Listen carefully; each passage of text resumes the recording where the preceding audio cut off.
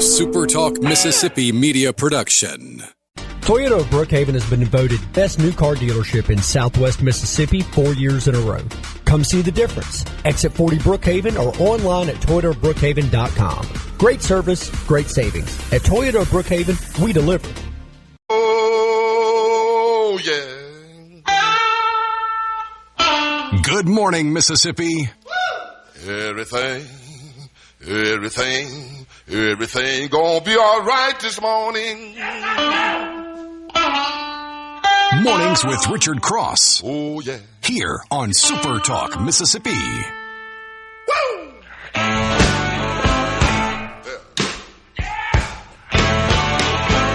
Now, when I was a young boy, at the age of 5, my mother said I was gonna be the greatest man alive. Good morning. Middle of the week, Wednesday morning, halfway to the weekend. This is Mornings with Richard Cross. Thank you for joining us as we start a new day. It's going to be a pretty nice one across the state of Mississippi. We welcome you to the program. We also welcome you to the C Spire text line. Best way for you to interact with me, with Lance, with us. Give us your thoughts, your questions. I don't know, sometimes you send us memes, sometimes you send us jokes. We'll take it all. Kind of cipher through it and get a lot of it back to you on the air. It's the C Spire text line at 601-879-4395. Your team has you covered on the field. C Spire has you covered everywhere else with the best technology for home, work, and on the go. Backed by local 24/7 support. Learn more at cspire.com. C Spire, inspired by you. 601-879-4395. Sorry for the computer reboot jingle there. I love it. I mean, Lance, it was like right before we came on 15 seconds. The air. Like, I moved the mouse, clicked on a tab, and the whole thing, like the clock stopped, everything, just frozen. So a big old reboot there. But that's okay. We don't have to reboot. We will roll on. Good morning, my friend. How are you doing today? I'm outstanding. Well, when you said halfway to the weekend, I mean, that's for us normal folks, right? Well, yeah. On the cross schedule now. Well, I'm messing with you. I'm messing with you. Yeah. Usually you work through the weekend, so people that give you heck about your schedule, I don't understand it, my man, because I know your schedule. I know what you're up to. Well, it's all good. Yeah. It's all good. Seems to be working for the most part. Hey, and happy to tell you that Scott Sands will be here on Friday. The sands of time. The sands of time. Mr. Sandman. Yeah. Or Inner Sandman. Or whatever. I'm going to have to break out some Inner Sandman for him, yeah. That's good. I'm sure he's never heard that joke before. Never, no. Never once in his life. Probably his walkout song for most of his life. Could very well be.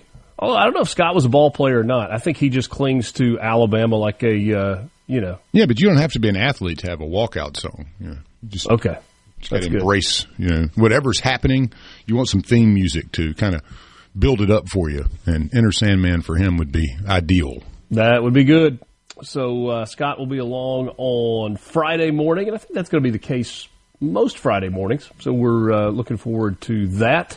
Appreciate Dave being around on Friday mornings as well. Let's jump in. We'll start with the weather. Going to be pretty good across most of the state. Tupelo, you've got some isolated thunderstorms this morning. Skies becoming partly cloudy later in the day. Up to around 85 with winds out of the south at 10 to 20 miles per hour. Chance of rain for you, 40% today. Canton, you've got a few clouds passing through. Otherwise, it's going to be sunny with a high of 88 today in Canton. Again, winds out of the south, 10 to 20. That's the case all over the state. Hattiesburg, partly cloudy, 89 degrees today. And the forecast winter today comes from Kill, Mississippi. Sunny skies, high of 87 with a wind out of the south. Is that a forecast that says summer has just about arrived? We're not quite there. Not quite there. Just a little over a month until officially we get to summer. But we're a whole lot closer than we have been. I think most people are ready for it. Yeah. Well, you finally had some sun yesterday. I hope everybody was able to get a little melatonin. Mm-hmm. I know I enjoyed it. And the rain kind of subsided. You could feel the heat coming. And when you look at that kiln forecast, you're going, we're almost there. Even Hattiesburg, right at 90. That's right. George Lucas is 81 years old today. The American film director, screenwriter, and producer was born in 1944. His credit list is pretty strong. Star Wars, Indiana Jones, American Graffiti, born in Modesto, California. One of the greatest directors and screenwriters of our time, of all time, really. Yeah. Man, what a mind. What a lineup. I mean, if you just start with Star Wars and then make it through Indiana Jones, that's going to be enough for most people to have, Hall of Fame career there. He just kept putting them out, though. Yeah. He's the guy you might name the Hall of Fame after. Yeah, that's a good point. He doesn't just get a statue. He actually gets his name on the door. Yeah. Mark Zuckerberg was born on this day in 1984. He's 41 years old today. American internet entrepreneur, co-founder of what was originally the Facebook, just Facebook. And he was born in White Plains, New York. You know the Mark Zuckerberg story. Went to Harvard, stole the idea that made him one of the 5 or 6 richest. I'm kidding. I mean, he was involved with the idea, but it's pretty commonly thought of that there were some others that were involved. It's made a lot of people really, really wealthy. Rob Gronkowski, 36 years old today, born in 1989. Tied in with the Patriots, the Tampa Bay Buccaneers. Now he sells shoes and clothes online. And pizza. Or on commercials. Say what? And pizza. Yeah, he's doing pizza, too, now. Oh, is he schlepping pizza also? Yeah, he's schlepping pizza, yeah. The Gronk. People love to do the whole big dummy thing with Gronkowski, but he was... what was it he said years ago? Had never spent $1 of his salary. Seriously, all of his football money, salary that came from the National Football League, went straight into savings. Wow. And he lived on marketing dollars, of which there were many. Plenty of that. So pretty sharp guy. Pretty good savings plan there. Yeah, no doubt. Not to mention the retirement plan that goes along with the NFL. Yeah, you can retire early with that. Yeah. I don't think Rob Gronkowski will have to work again if he doesn't want to. Hey, but on this day, just remember this, that way back in 1796, good old Edward Jenner, he created and administered the first vaccination of smallpox, and there we birthed the anti-vax movement. So it does go back to 1796. There was another thing that happened a long time ago on this day. I'm going to have to pull it back up. I did not make note of this. I'll get to it in just a second. It's one of the scariest things that I've ever heard. We'll get it to you in just a second. Lewis and Clark set out on this day in 1804. Meriwether Lewis, William Clark left St. Louis for the Pacific Coast on the orders of Thomas Jefferson. Commissioned by Thomas Jefferson, they headed west, young man. I wonder how many, that crew was like, how many of them made fun of his name, Meriwether. That's not one you've ever heard before. Not very often. Not often, You think he went by Meriwether, or? What if he went by Mary? Yeah, Mary Lewis. I doubt that went over well with the crew. So, Weather Lewis? Yeah. I don't know. Certainly had a sense of adventure that was there. This day in 1949, U.S. President Harry Truman signed a bill establishing a rocket test range at Cape Canaveral. I was reading about Cape Canaveral last night. It's a pretty incredible facility, about 1,400 acres. You got all kinds of launch sites that are there. And on this day in 1998, Seinfeld's final 2-part episode, titled The Finale, aired on NBC to 76.3 million viewers. If you wanted to advertise during the finale of Seinfeld, you had to dig deep into the wallet. A 30-second commercial, $2 million. In the middle of the dual Good Samaritan episode with one of my favorite characters, the lawyer, Jackie Childs. You seen all the episodes? Oh, 20 times, man. I know all of them very well. But, the last 2 were heartbreakers because they left things kind of hanging, too, Yeah. They go to jail and they're kind of hanging out. But, great 2 episodes, but I hated the way it ended, honestly. But hey, how do you wind up something like that, or how do you wind it down? Yeah, I don't know. Maybe it's like since it was a show about nothing, you can just wind it down with nothing. Yeah, that's kind of what it ended up with. But great run. Love the sitcom. This is what I was telling you about. So there's a doctor, Joseph Hamilton. In 1945, he injected a misdiagnosed cancer patient by the name of Albert Stevens with what is thought to be the largest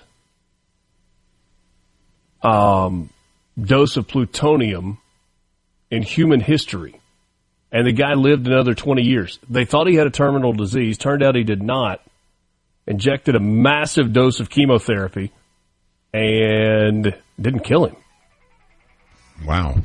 Yeah. One of the Nietzsche, like, that which doesn't kill you only makes you stronger. He lived that one. I guess. Man. I suppose. We got news headlines coming up for you, some sports headlines as well. A metric ton of news, much of it emanating over the last couple of days from the Middle East. Peter Costa will join us. We'll talk with him about what's going on in the market, what's happening in the tariff discussion. Dr. LouAnn Woodward from UMMC and Dr. Alan Jones, also from UMMC, will be by in the 7 o'clock hour as well. Just getting started with you. It's Mornings with Richard Cross on SuperTalk, Mississippi.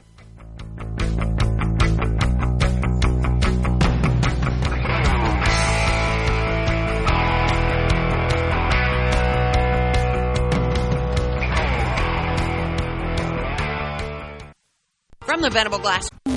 Reaching across the state and across the aisle. Mornings with Richard Cross on SuperTalk, Mississippi. I'm having daydreams about night things in the middle of the afternoon.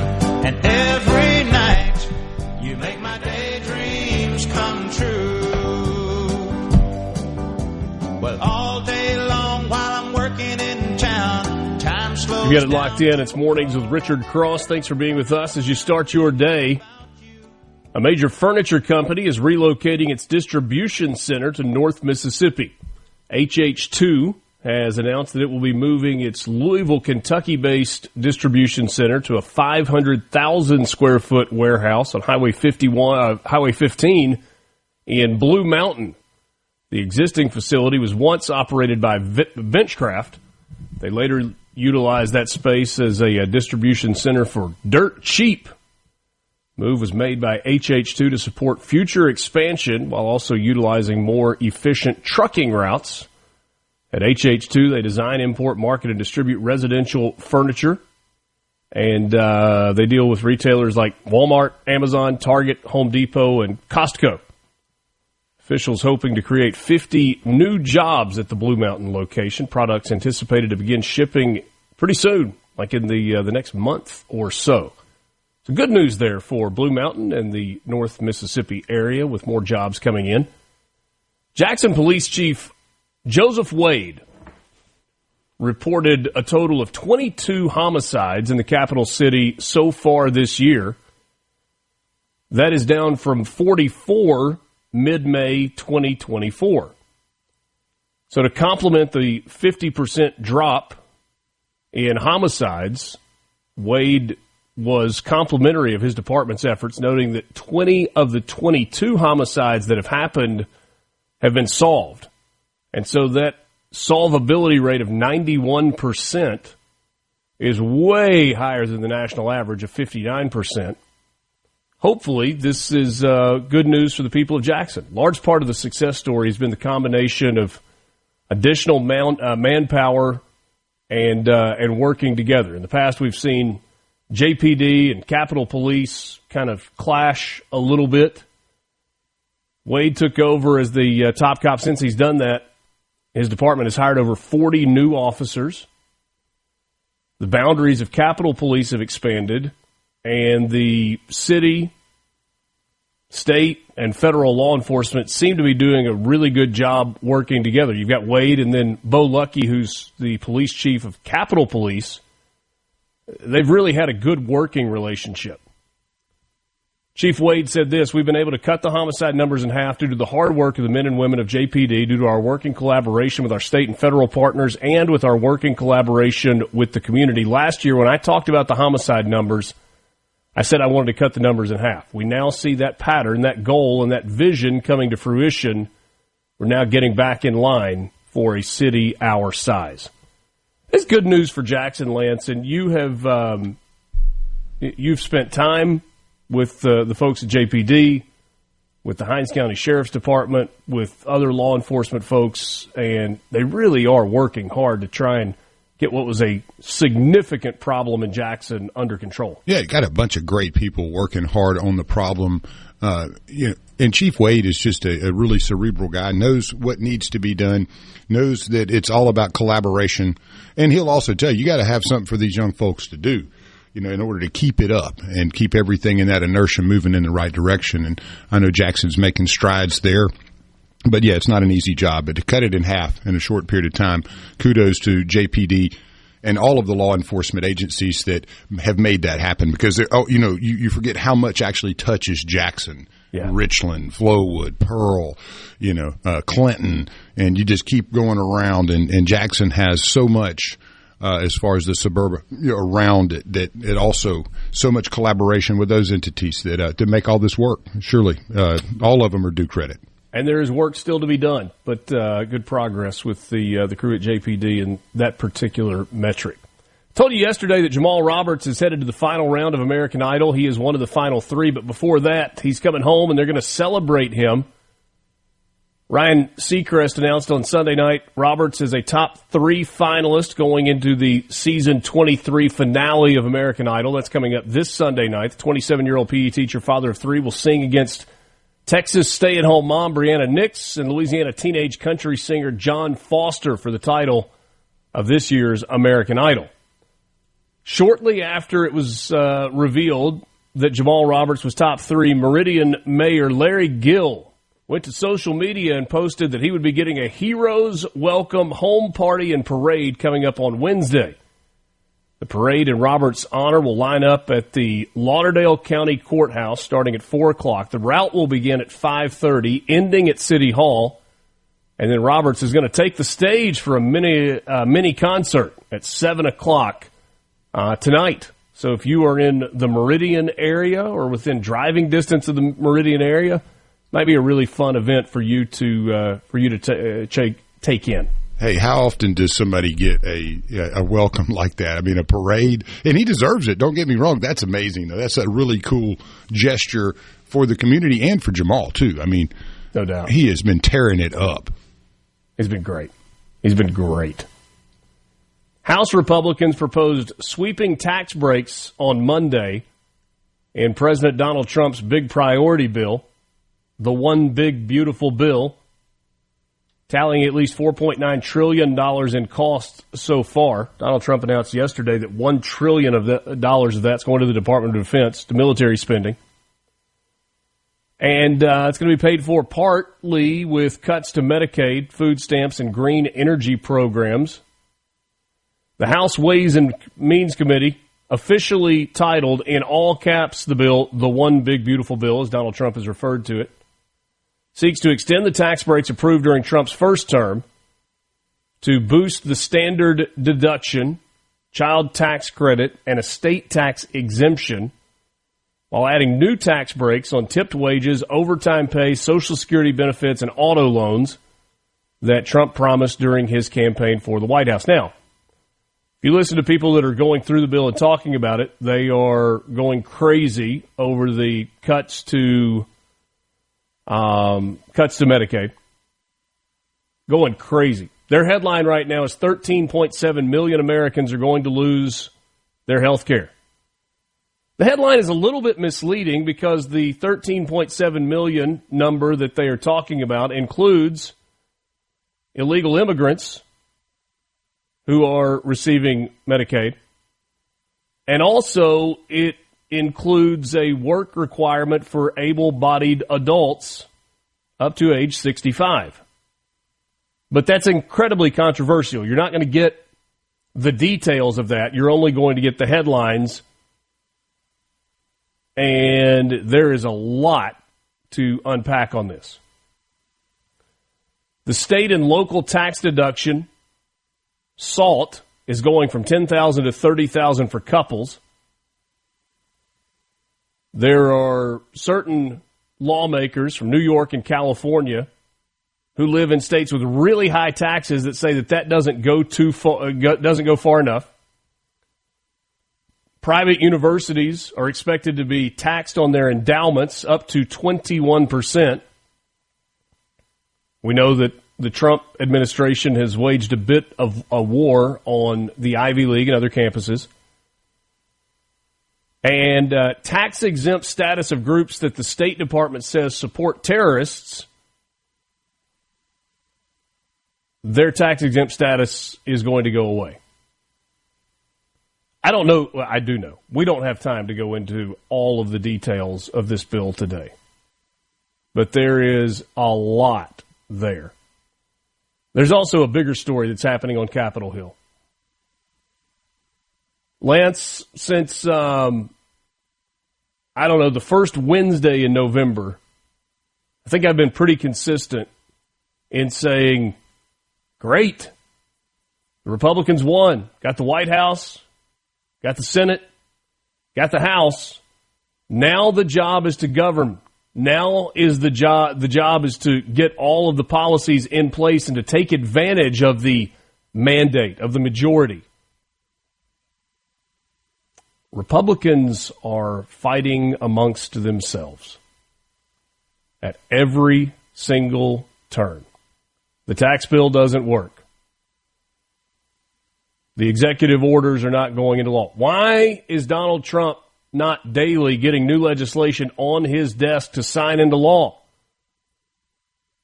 Why is there so much pushback on the executive order that would reduce prescription drug prices? The fight amongst Republicans is getting louder by the day, and if you are a Republican supporter, it's got to be infuriating. It's got to be. Price of eggs in April dropped 12.4%. It was the largest drop in the price of eggs since 1984. And did you... Man, don't be spreading that fake news. Come on. You know that Trump can't get egg prices down that quick. And yet. Oh, by the way, the judge in Wisconsin that was letting ICE detainees out the back door of the courtroom, trying to save them from being handed by ICE, she has formally been indicted by a grand jury. Sports headlines coming up for you next. It's Mornings with Richard Cross on Super Talk, Mississippi. From the Mornings with Richard Cross. What's up? Let's get the show going. Super Talk, Mississippi.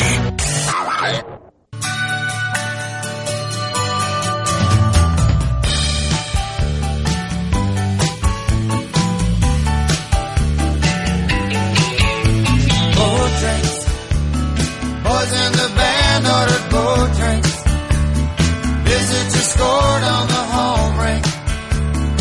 Everything seems to be... Last night, the Ole Miss baseball team played its final regular season non-conference game, and they got a win 11-5 over UT Martin. The Rebels improved their season win-loss record to 35-17. They host the Auburn Tigers coming up this weekend. Ole Miss scored early and often, a run in the first, 5 in the second, and a run in the third en route to the 11-5 win. 11 runs, 12 hits, committed an error. Ole Miss used the long ball last night. Mitchell Sanford got the game started with a home run. Did that in the first inning, gave Ole Miss a lead. Will Furness hit a home run. Ethan Serwick hit a home run in the game as well. It's a good night for Ole Miss on the mound. Cade Townsend, 4 innings in the start. Gunnar Dennis got the win. And then the Rebels used 5 more pitchers in the ball game and got the victory as they get ready for the Auburn Tigers, who are red hot coming in to Oxford this weekend. Mississippi State heads to Columbia, Missouri this weekend to close out the regular season. Bulldogs trying to play their way into the field of 64, get into a regional. So got some work to do this weekend, but against a Missouri team that has struggled in the SEC. However, Missouri is coming off a 3-game sweep. They were 0-24 when they headed to College Station this past weekend and won all 3 games against the Aggies. What a roller coaster of a season for Texas A&M, who was the preseason number 1, fell all the way out of the top 25, an abysmal start in league play, got hot for 3 weeks, and then it faltered again. NCAA championship golf is happening. You got 6 regional sites. Both Ole Miss and Mississippi State are in regional play. Ole Miss in Tallahassee, Florida. They're playing at Seminole Legacy Golf Club. And the Rebels find themselves in second place after 2 rounds. There is a 3rd round that is happening today. Ole Miss is 7 under par as a team. That's 14 shots behind Florida State, who's playing on its home course. A shot better than Georgia, 5 better than New Mexico, and 1 better than Augusta. The top 5 teams from each of the regionals will advance to the NCAA championship out in California. Mississippi State also in position to advance to the national championship. They currently are in 4th place out in Reno, Nevada at the Montreux Golf and Country Club. BYU is in 1st overall at 5 under par as a team score through 2 rounds.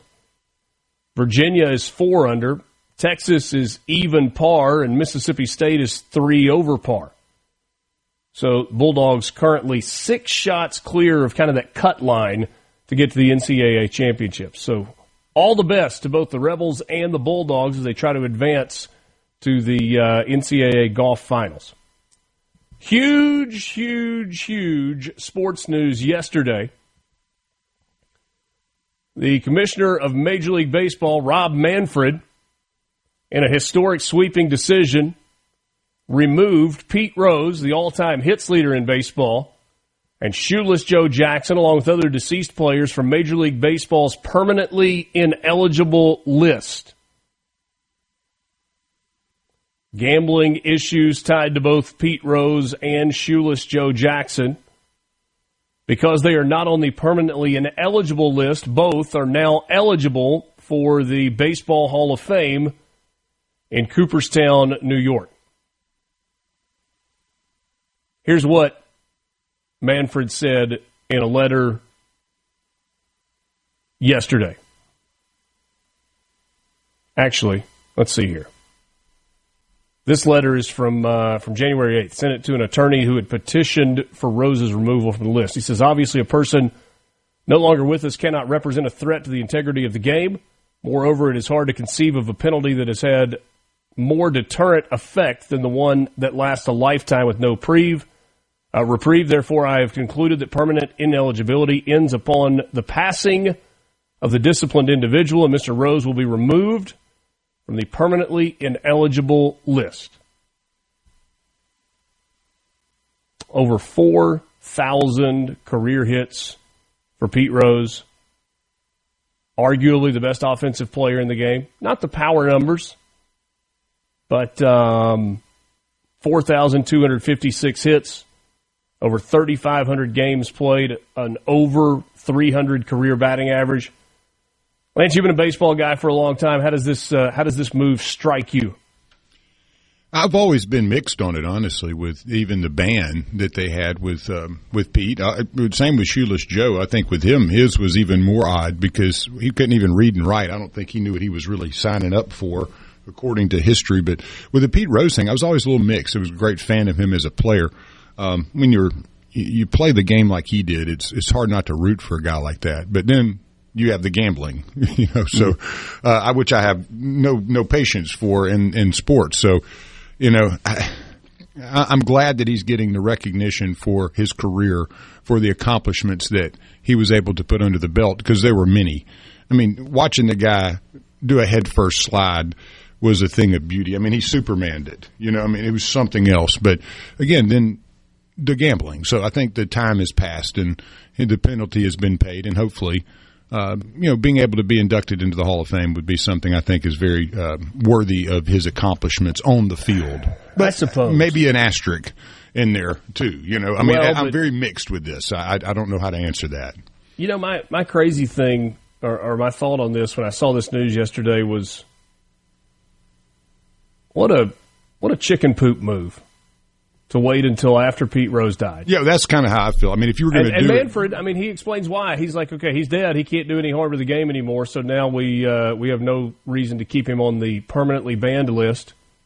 Yeah. Like, what good is being in the Hall of Fame? I mean, other than maybe for his family? Yeah, family, you know. What good is that for a guy that's not there to be able to receive that honor? I'm kind of with you on that, too. I think if it would have been done with him alive, I think it would have much more meaning.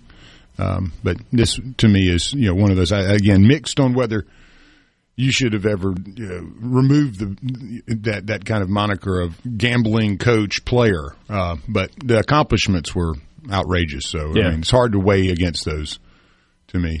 But yeah, it just feels like, and again, it's the baseball writers that ultimately would have to put Pete Rose and Shoeless Joe Jackson in the Hall of Fame. You just could have fixed this a long time ago if you had said the Hall of Fame is about telling the story of baseball with the greatest players that have ever stepped on the field.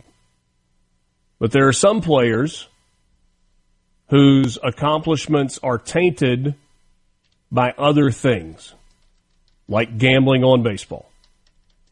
And so while eligible for the Hall of Fame, if the baseball writers see fit to put him in, there will be a plaque or a notice or whatever that also contextualizes what happened while he was in the game. Well, and I mean, what about the steroid players, I mean, like... same thing. Yeah. Barry Bonds, what he did on the field is Hall of Fame worthy. But you got to explain, as part of this historical place, this is what happened. Well, and these were Barry Bonds' numbers early in his career. These were his numbers when his hat size swelled to 8 later in his career.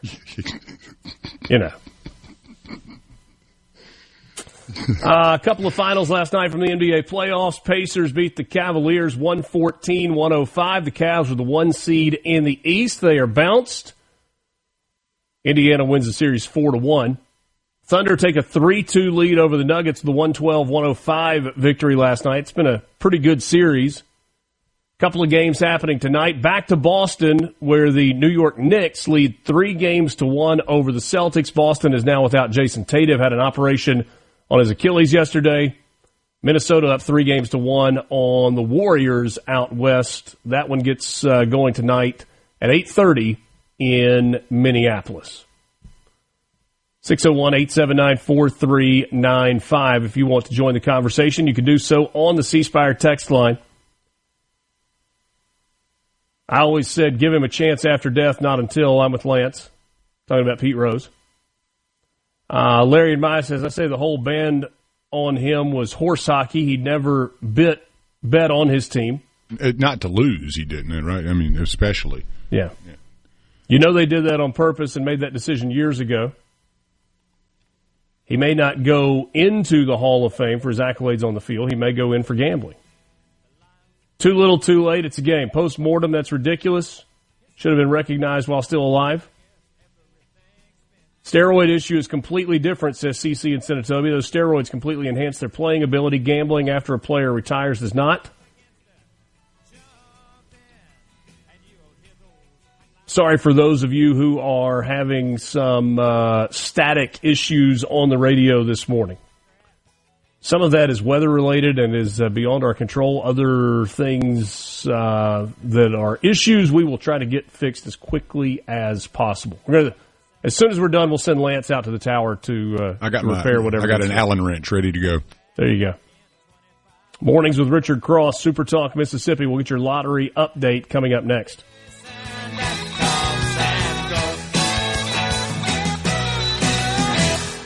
From the Venable Glass. Grab another cup of coffee and start your day right. Mornings with Richard Cross here on Super Talk, Mississippi.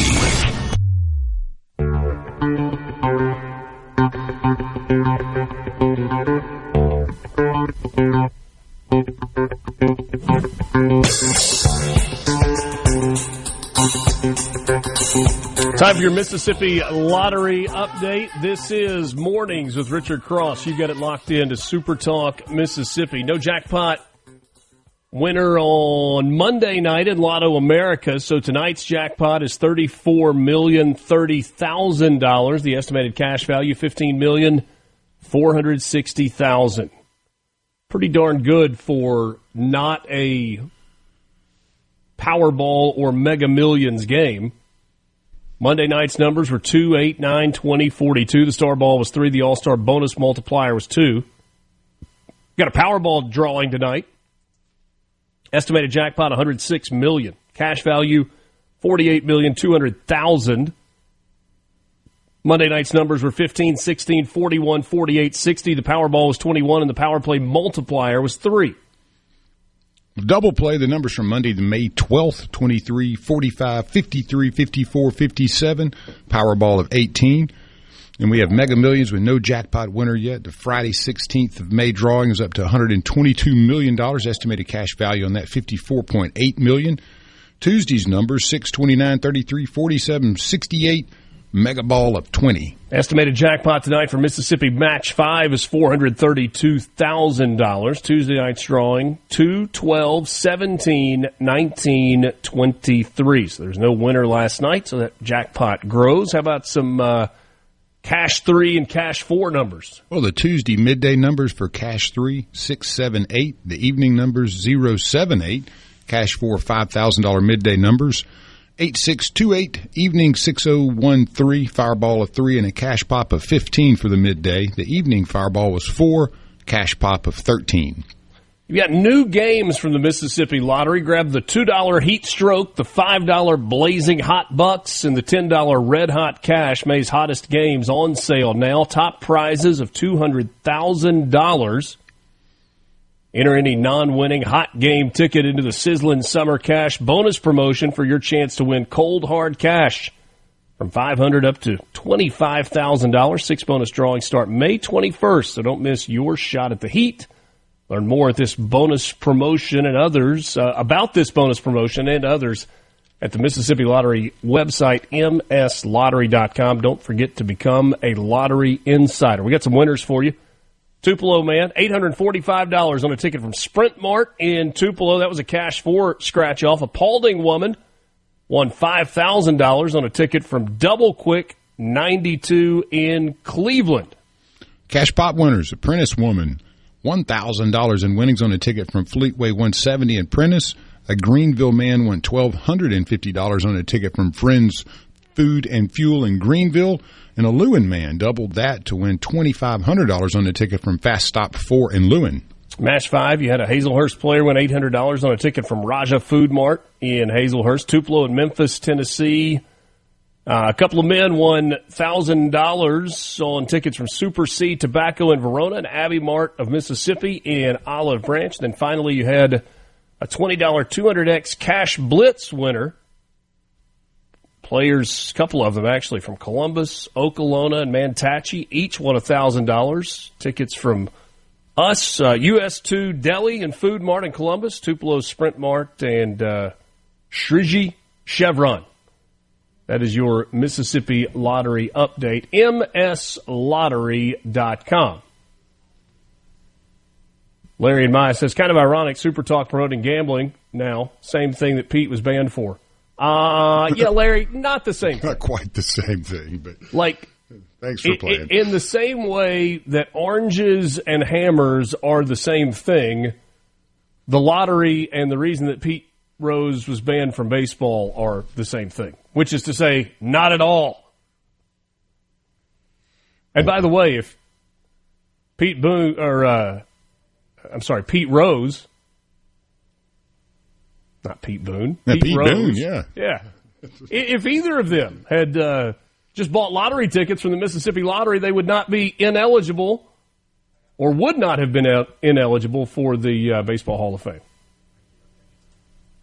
Yeah. Unable to find the SuperTalk Mississippi app in the Android. I know you are. We're working on that. Me too.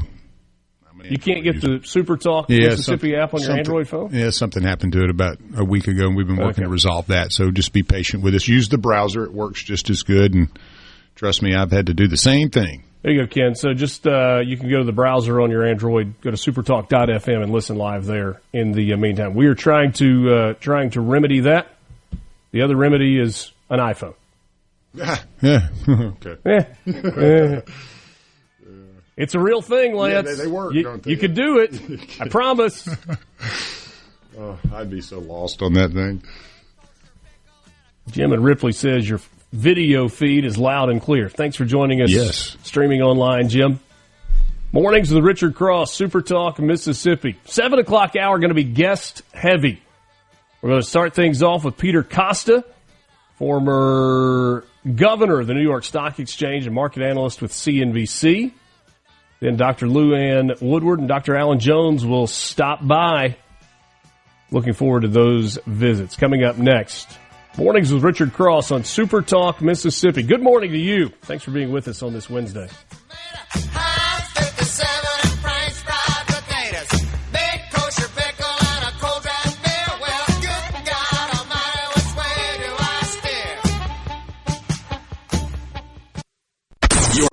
The views and opinions expressed by the hosts, guests, and callers on this show are not the opinions of TeleSouth Communications, its management, or advertisers.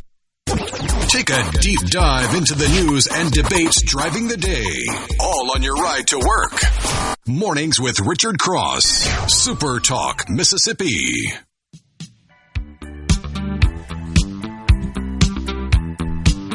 7 o'clock hour, welcome back. Mornings with Richard Cross. Thank you for spending part of your day with us. Just a few days left, moms, dads, for getting the kids out the door and on the way to school with summer vacation just around. Hang in there.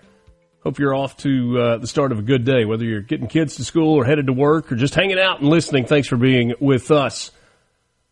C-Spire text line is open, 601-879-4395. Check that out, 601-879-4395. This hour of the show brought to you by MWG Employer Services. Whatever you need help with, they are there for you when it comes to payroll and all of the other stuff that goes with it. MWGEmployerServices.com. Peter Costa joins us right now.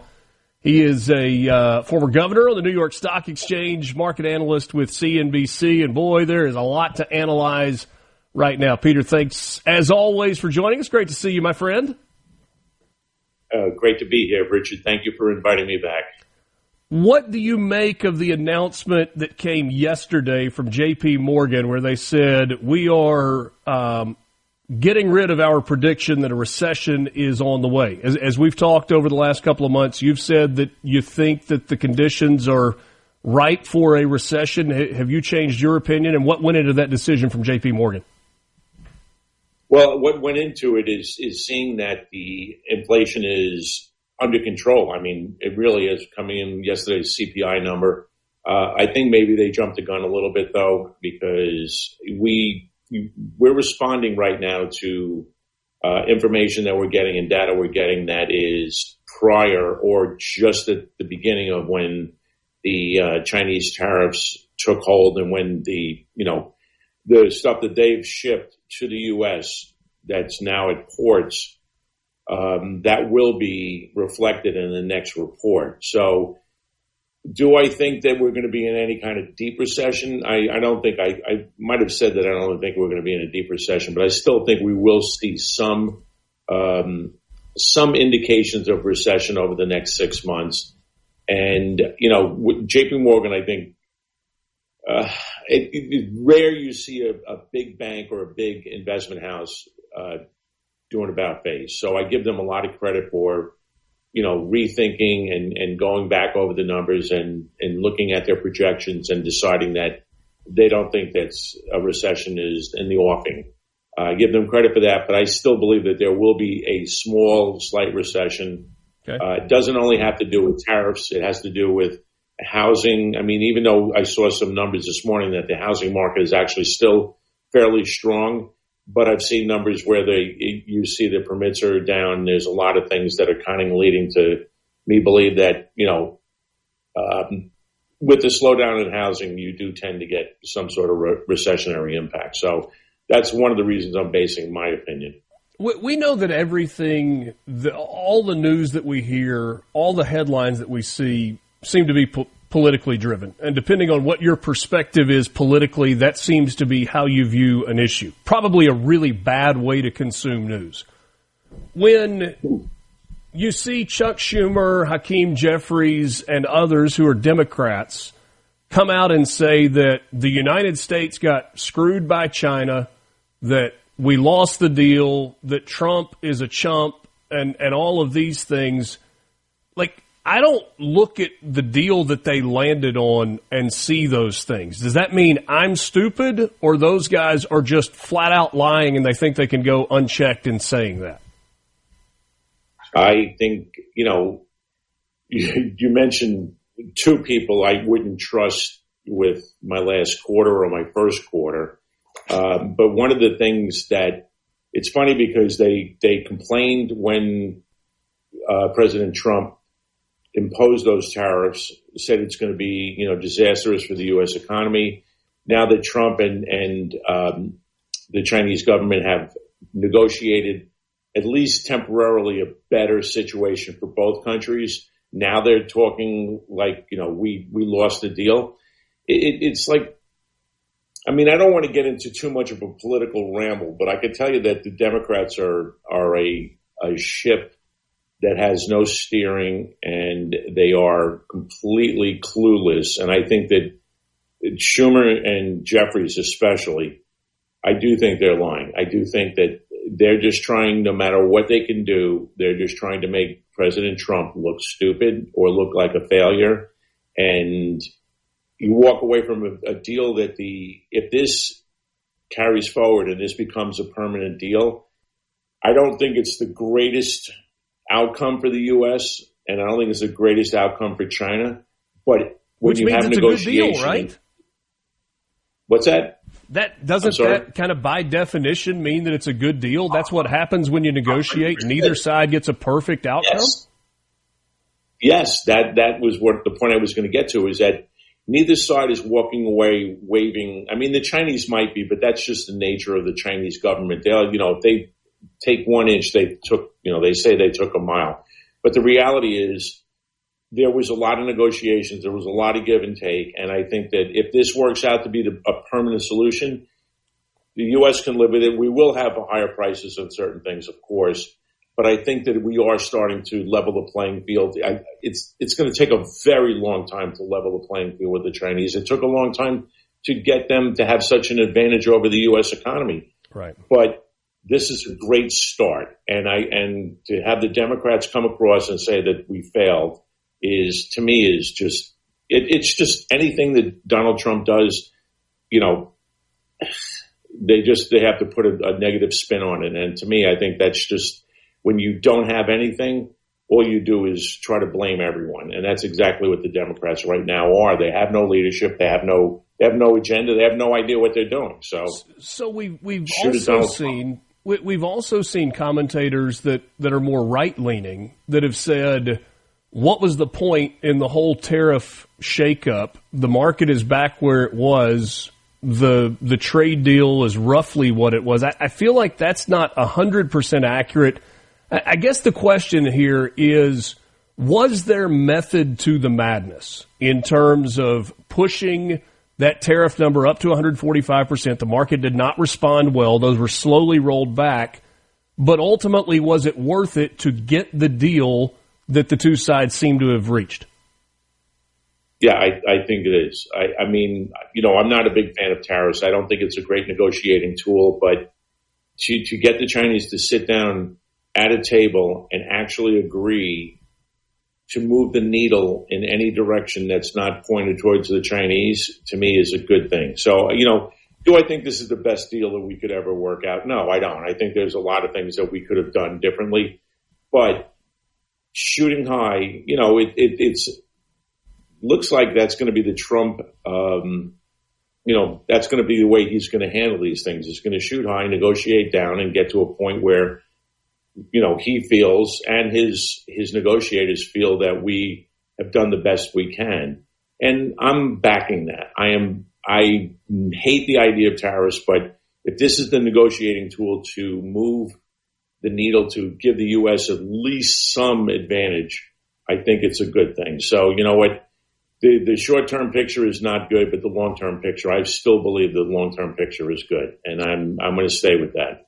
Peter Costa has a newsletter. It is called Costa's Corner. You can subscribe to it. It's part of Substack. The easiest way is to just Google Peter Costa, Costa's Corner. You can click on the link there, enter your email address, and it will be delivered to your inbox. Yesterday, or a couple of days ago, you wrote, the China deal is signed. OMG, the tariff trade war is over. Bye, Mortimer. Bye, Mortimer.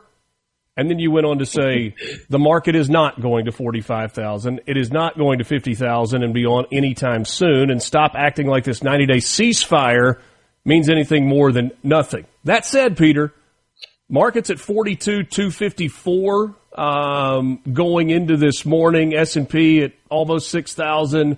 NASDAQ futures up over 21,000. Are you certain that it's not going to 45,000 in the near future? Well, in the near future, I don't think it's going there. I think that, you know, at the end of the day, one of the things that we've completely forgotten about is markets and stocks trade based on earnings and what the earnings look like in the near term and long term. In theory. Yeah, well, I mean, that's theoretically, that's what you're investing in, you know, but I mean, the fact that a lot of these companies have reported fairly good earnings for the first quarter, I think it's actually been better than most people expected. I think the second quarter is not going to be as good. I think the expectation is for the S&P is up about 7.5% year over year. I'm not sure if we're going to see that. I think even though the tariff situation is calming down, there still are tariffs and there still are reasons why certain countries and certain companies are losing business or changing direction on where their business is going. So I think for the next 3 to 6 months, we're going to see a choppy market. I don't think you're going to see that kind of bull rush back into into the stocks. Yeah. But at some point, we might hit 45,000 this year. But I'm within the next 3 to 6 months, I don't see it. I see that it's going to be very choppy. There are going to be times where the market's going to sell off again. So, and a couple of years ago, who would have believed we would have been at 40,000? Peter Costa, our time a little short this morning. Thank you so much. Great to be with you, and we'll talk soon. Thank you. There you go. Woof, woof.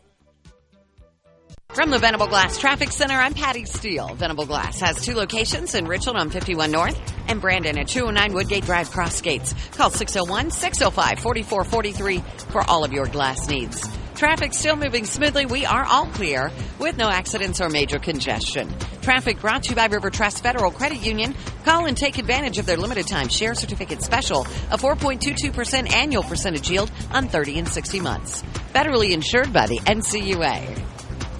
Patriotism is alive at A Complete Flag Source. Honor those who serve our country year-round with the U.S. flag made here in the USA. We are ready to help you with all your flag needs. We have all kinds of flag poles, spinner poles, bordering poles, in-ground poles from 15 to 150 feet, which we can install at your home, school, church, or business. So shop local at a 25-year-old family-owned business. A Complete Flag Source, 5295 I-55 North in Jackson, 601-362-9333, or CompleteFlags.com. The one body shop that's always believed in using OEM parts and repairing vehicles to their original factory condition is Clinton Body Shop. Auto accidents are stressful, and the last thing you need is a repair that devalues your car and makes it unsafe. In a time when more than ever insurers are pushing consumers to body shops that work for them and not you, we want to remind you Clinton Body Shop believes you deserve to have your vehicle returned to its pre-accident condition.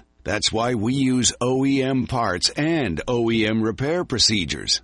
In fact, we're trained and certified by more automakers than any body shop in Mississippi. So remember, it's your right to choose where to get your repair. So choose Clinton Body Shop in Clinton or Richland. As our founder always said, we really do take pride in perfection. Go to ClintonBodyShop.com. The best made-to-order lunch in Northeast Jackson is at 4th and Gold Sports Cafe. The Philly cheesesteak sandwich or wrap, melt-in-your-mouth pulled pork sandwich, and the best burger in the metro. Call 769-208-8283. Once again, 769-208-8283. Stash your trash. Don't litter. Join the TTT event. I'm Kelly with Keep Richland Beautiful. Help us each Tuesday at 10 o'clock across our community for 20 minutes. Pick up trash and put it in its place. Keep Richland Beautiful. At Watkins Construction and Roofing, we're not just about repairs and replacements. With our Rooficide services, we help keep your roof looking new and free of those unsightly stains and algae for years to come. Safe, effective, and EPA approved. Rooficide is the simple solution for long-lasting roof protection. No harsh chemicals, no damage. Just a clean, beautiful roof. Call Watkins Construction and Roofing today. 601-966-8233 or nomoreroofstains.com. No talking points and no spin. Just the truth as we cover the news. That's what you get with me. It's Eric Erickson, weeknights starting at 9 p.m. right here on SuperTalk Mississippi. From Duck Hill to Alligator, Mississippians start their day the right way. Mornings with Richard Cross on Super Talk, Mississippi.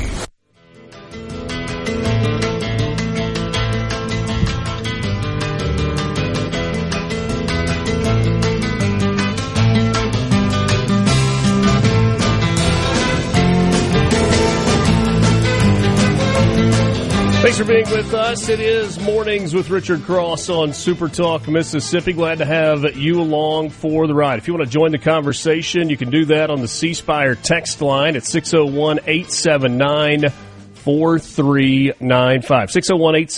601-879-4395. Looking for game-changing technology? Then you need C Spire on your team. 5G wireless, fiber home internet, and business IT solutions built as tough as your defense. Learn more at cspire.com.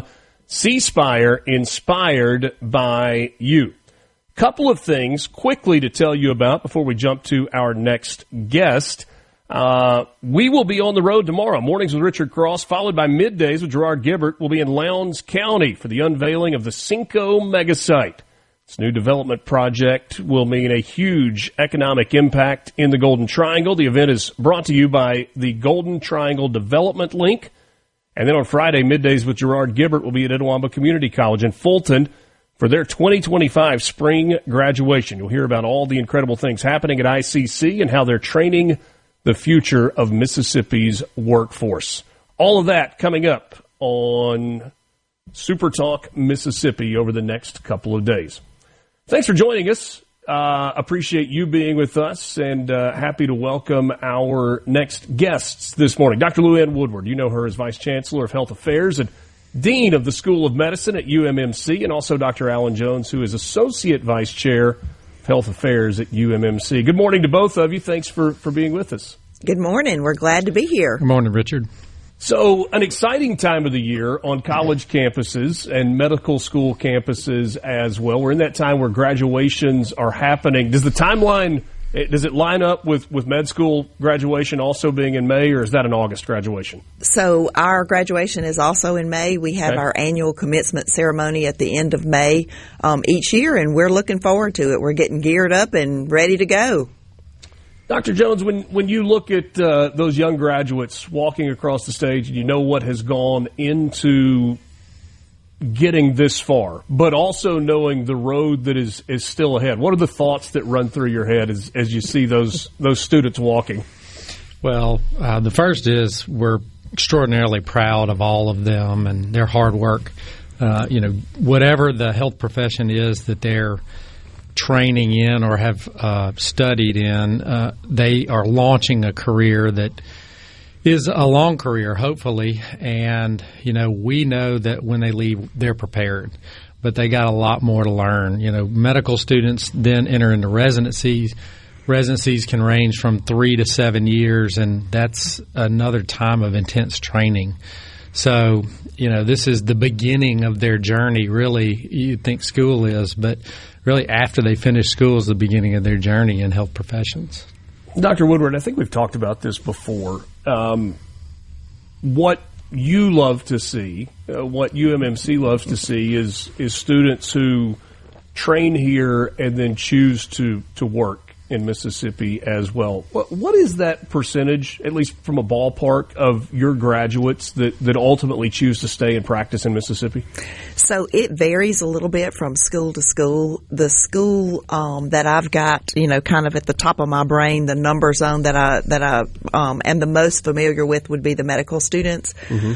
But so what we know is the truth is if they go to medical school here, and again, we only take Mississippi residents. We've talked about that before. Right. And then they do that next phase of their training that Dr. Jones was mentioning. If they do their residency training in the state, then we have the greatest chance of keeping them in Mississippi ultimately to practice. When they go out of state, we don't get all of them back. Even with the best intentions, about half of them come back. At the end of the day, if you look 10, 15 years out, we have a retention rate that ranges in the 65% range, really. Sometimes a little bit lower, sometimes even a little bit higher. There have been some years when we're tracking that we've got a 70% retention rate. But for a good average number, I would say about a 65% retention rate for the medical school. Now, the dental school also only takes in-state students, and they also have a great retention rate. Yeah. And some of our other schools take students from out of state, but might have a preference for Mississippi residents. So whether you're looking at our physical therapy program, our nursing school, et cetera, really across the board, we have a higher than national average retention rate of our graduates practicing in our state. And as of yesterday, the number might change between now and the end of May, but as of yesterday, we have 963 graduates that we will have walking across that stage here at the end of May going out to practice in Mississippi. So we're excited about that. Hopefully that number doesn't go down. Hopefully there are a few that they got that last test score that they needed, and they're going to get to walk as well. Until it's final, it's never really final. So anyway, that's the number we're working with as of now. And like you said, I hope that's our number there at the end of May. Quite literally educating the future health professionals in Mississippi, and we know that it's so necessary. We've talked about doctor and nursing shortages, but the other side of this is it's not an easy undertaking financially to go through medical school or to go through a PT program or dental school or even nursing school. Is the payoff still there? We've heard so many doctors that talk about how the medical field has changed and how it's hard to make a living and it's hard to fight with it. Is the payoff still there ultimately for those that choose to go down this long and difficult road? So I would say 100%. If you are doing it for the reason that you want to make a difference in people's lives and you want to take care of patients, absolutely. If you're looking for an easy career where you make a lot of money and have no hassle, well, that would not be it. But if you are driven by the right things, then it's absolutely worth it. And I want Dr. Jones to talk about some of our workforce scholarships, but when you look at our tuition, and we do every year, we look at our tuition, we compare it to the Southeastern averages, we compare it to the national averages. We keep our tuition in the lower part as far as medical school, dental school, all of our professional schools. And we've got data that shows our students graduate with less debt than is the national average. And we work hard on that. We have the Mississippi Rural Physician and Dentist Scholarship Program, which the legislature supports, which is fantastic. And then we have some of our own workforce scholarships that I'd like Dr. Jones to, speak to. Please do. Yeah, we have scholarships that we offer at UMMC for students that choose to stay in our health system and work within our health system. We have scholarships available for each semester that each semester that they want the scholarship. They just repay us in time as an employee. Hey, forgive me for interrupting just for a second. That means something different than it did just a few years ago as the footprint of UMMC is growing across the state, right? Right. We have a lot of options for where they can work. We have facility in Grenada. We have a facility in Holmes County. We have facilities here in Jackson. We have clinics that are scattered all throughout the state. And we offer those workforce scholarships to employees that want to work anywhere in our facilities. Fantastic. So are there options beyond the stay and work within the UMMC footprint in terms of scholarships? Yes. There's a large number of scholarships that are offered through our institution. Some of them require you to, like Dr. Woodward mentioned, the Rural Physician Scholarship, for example. That requires you to repay some time in a rural area. Generally, you would choose that area as you're going into that scholarship. So some of them have specific requirements, but some of them don't. It just depends on who the grantor is of the scholarship and what the particular nuances of how you're supposed to repay that debt. Visiting with Dr. LouAnn Woodward and Dr. Alan Jones from UMMC. Dr. Woodward, the Dean of the School of Medicine, and Dr. Jones, Chancellor of Health Affairs, Vice-Chancellor of Health Affairs at UMMC. So much going on. And I'd like to talk as we move forward about some of the specific areas where growth is happening. One of those is kind of within the psychiatric unit. And I'm curious, and we've only got 30 seconds, so this is not fair. Maybe we can just kind of start the conversation here. How future plans for the psychiatric unit and the incredible development that's going on with the Mind Center, that's the right name, I think the proper name of it. How those units are working together and what's happening there. Because we know so many people are dealing with a lot of mind-related issues, mental health, how all of that ties together. We'll continue our conversation. Dr. LouAnn Woodward, Dr. Alan Jones from UMMC.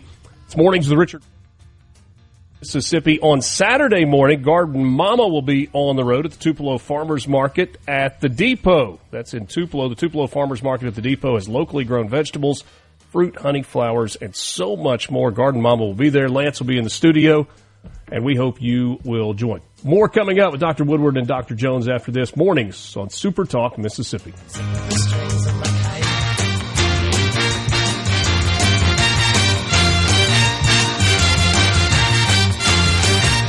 Judy in the sky. From the Mornings with Richard Cross is brought to you by Covington County Hospital in Collins, where your health matters. Good morning, Mississippi. You're starting your day off right. Welcome to Mornings with Richard Cross here on Super Talk Mississippi.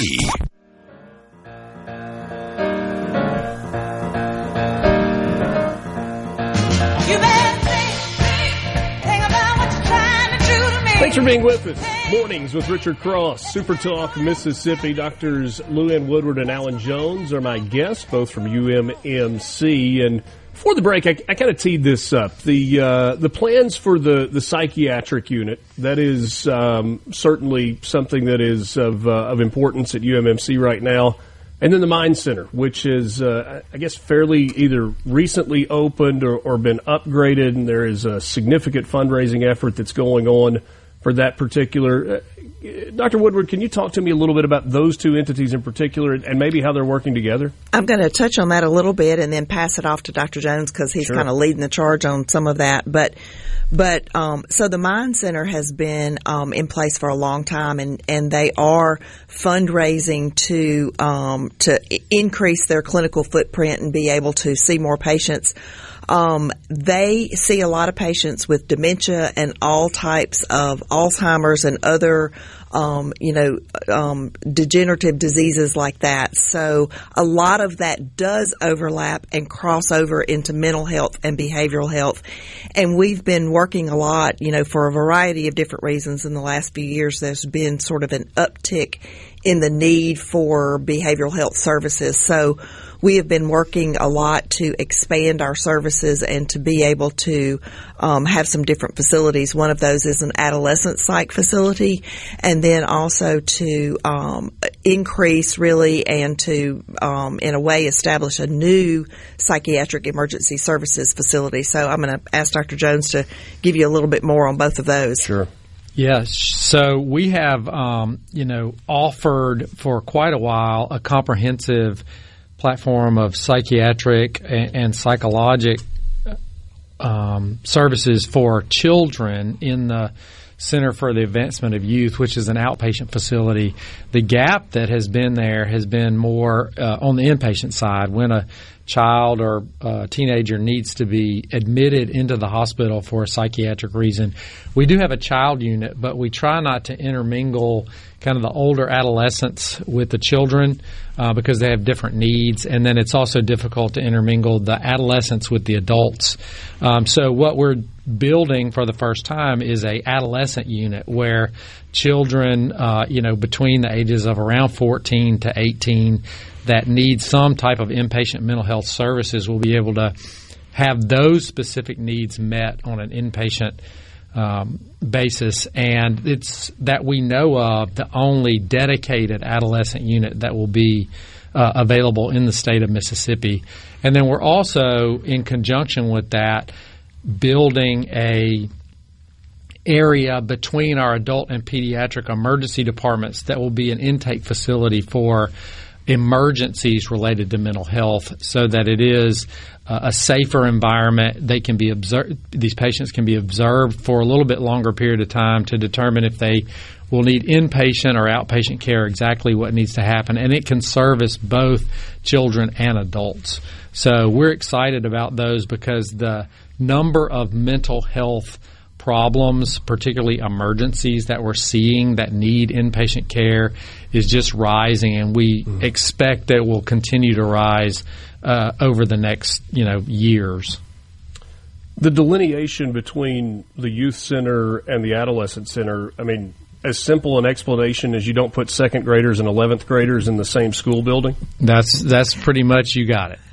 Okay. That makes sense. What about the burn center?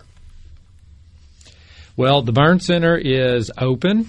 We opened it just last week, so we're really excited about that. It is a unit that is dedicated just for the treatment of patients with burns. It is available to both children and adults, and it's got a full complement of services from ICU care to step-down care. It can offer med-surg care, which is, the lowest level care in a hospital. We have outpatient facilities where they can do rehabilitation. We have specialized wound care facilities where minor procedures can be done. And all of the staff, physicians, everybody that work in that unit are specifically trained to treat patients who have burns.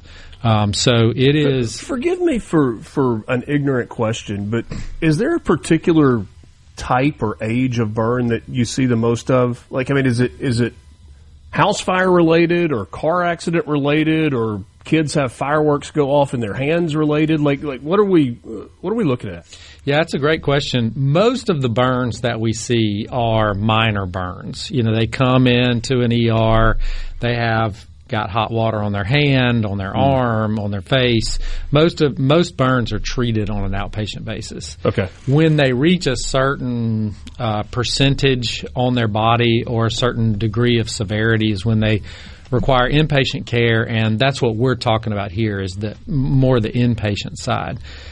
We see a spectrum of burns on the inpatient side, everything from house fires, car fires, to just significant burns from, say, oil splashing when somebody's frying a turkey, or an elderly patient gets. You put the frozen turkey in the deep fryer, exactly. And then you got the rocket launch. Okay. Happens a lot. I feel like Instagram instructs us enough to not to do that we should be able to eliminate that particular one. Well, you would think, but it also instructs you not to hold a firework, but people still do it. Probably should raise my hand there. I mean, bottle rockets just work better when you throw them, and it's more fun. So. I'm not going to argue with that. Not advocating that we should go down that road. Visiting with Dr. Alan Jones, Dr. LouAnn Woodward from UMMC.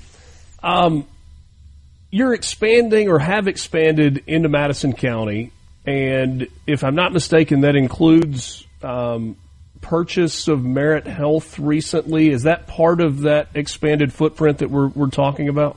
It is. So we've had a lot going on lately. And if you look at a map of the locations where we have clinical services, our range goes across the entire state, literally from Tupelo to Gulfport, Greenville to Meridian, and everywhere in between. We've made up a few graphics on that, and the dots where our hospitals and clinics are all over the state. Most recently, this spring, we've had a lot of excitement from the fact that we've had 2 locations in the Madison County area that have opened. We did, as of May 1st, assume ownership of what was formerly known as the Merritt Health Facility out in Madison County. Okay. We're now calling it UMMC Madison. And then we had a ribbon cutting just last week, I think it was, or the week before, for the Colony Park South location.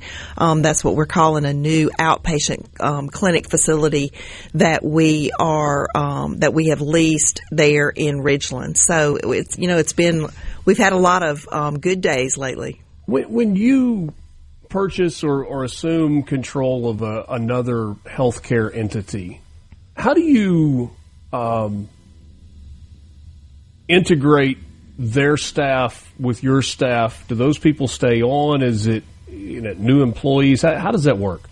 So it depends on the entity. With the Colony Park South location, those are clinics that we moved in that location that expanded. So most of the people at Colony Park South are now working there and used to work, for example, in the pavilion on the main campus. So a lot of those employees just changed locations. With the Madison Hospital, thankfully, we were able to hire over most of the employees that worked there under the Merit banner. So, we wanted to keep on most of the employees that worked there, and luckily we were able to do that. So it was a very seamless and smooth transition. We expected a few bumps in the road, as you do with any time you kind of start something new, but amazingly, it went very smooth.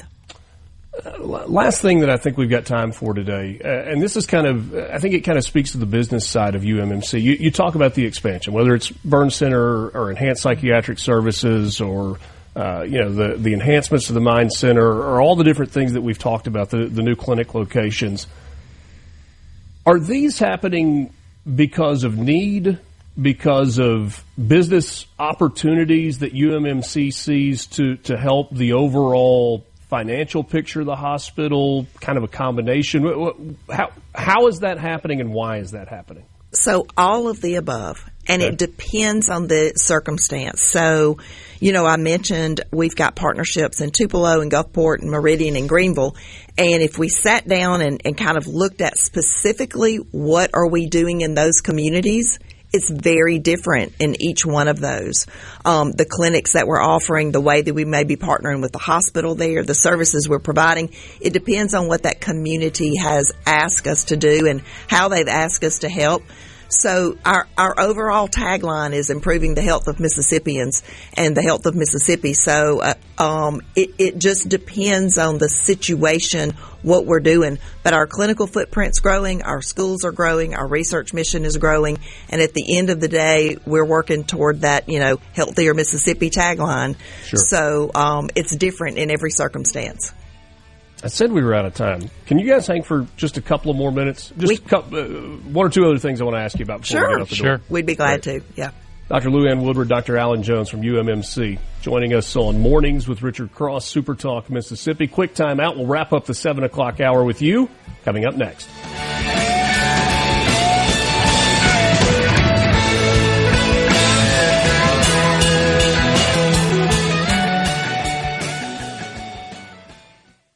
From the Venable Glass Mississippi. Head in the halls of the Capitol? You're in the right place. Mornings with Richard Cross continues on Super Talk, Mississippi.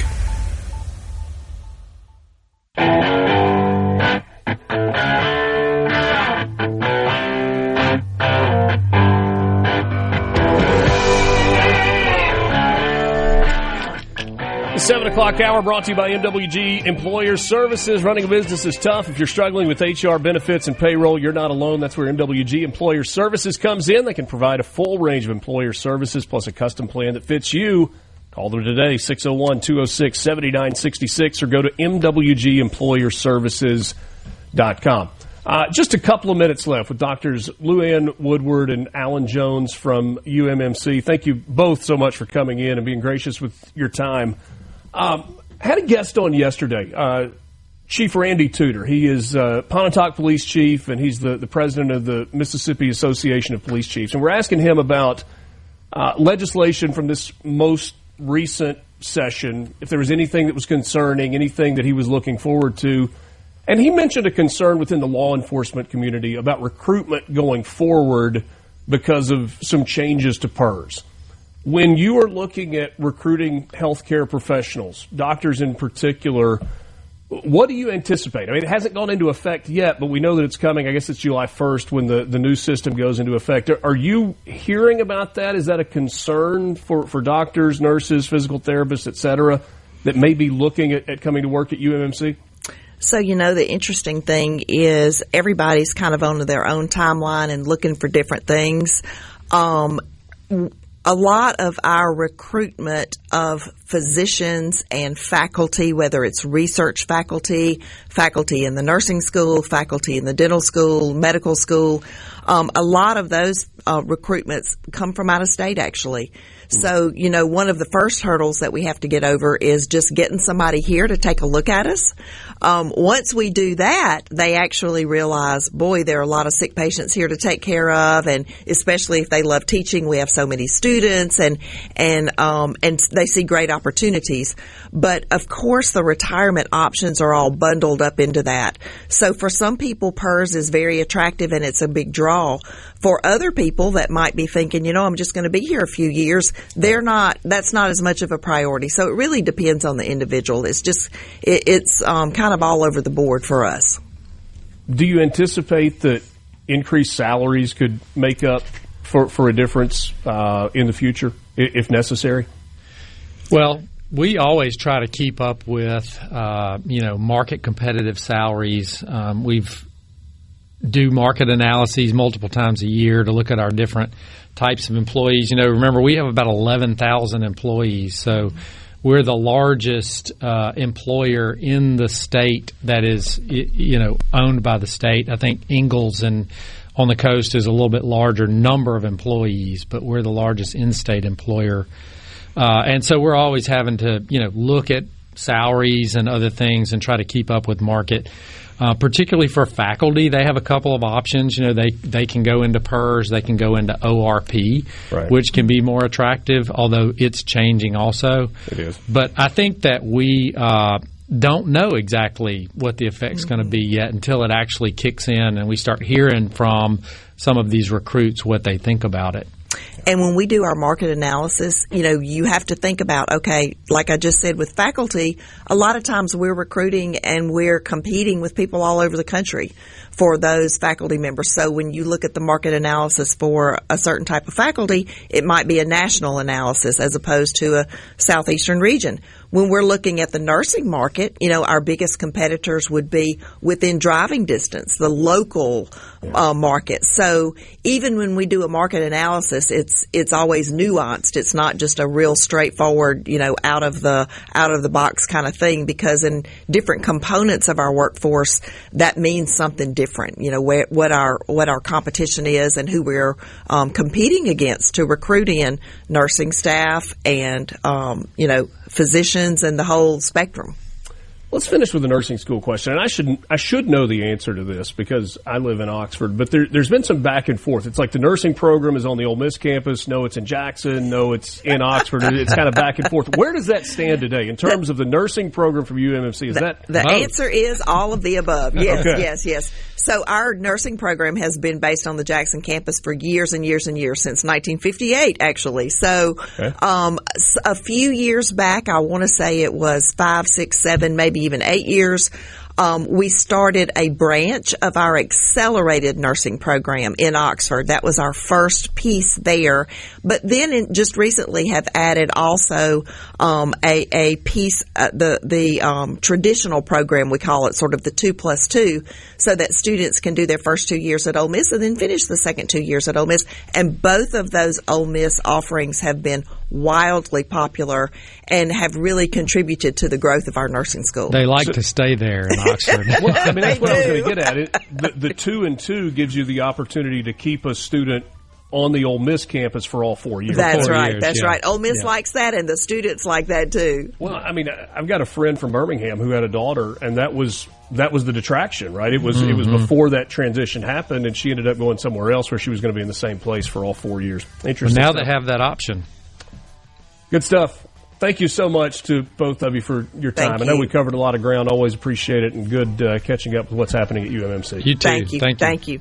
Doctors LouAnn Woodward and Alan Jones. Dr. Woodward is the Dean of the School of Medicine. Dr. Jones runs the Health Affairs Department as Vice-Chancellor. Appreciate their time.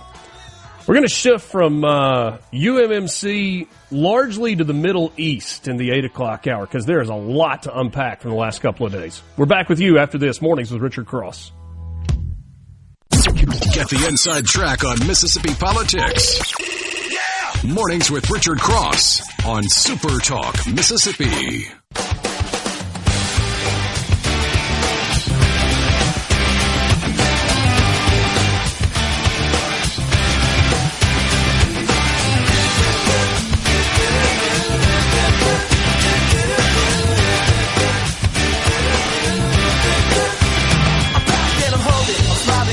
A lot of green on the board after the opening bell at the markets today. It's Mornings with Richard Cross, Super Talk, Mississippi. Alongside Lance Talbert, I'm Richard Cross. Thank you for joining us. C Spire text line is open to you at 601-879-4395. Ready for your winning strategy? Here it is. Join C Spire. It's that simple. Join C Spire. All the technology and support you need to succeed at home, at work, and everywhere else. Visit cspire.com today. C Spire, inspired by you. Do you find yourself in the market right now, in the next little bit, the next year or so, for a new or a pre-owned vehicle?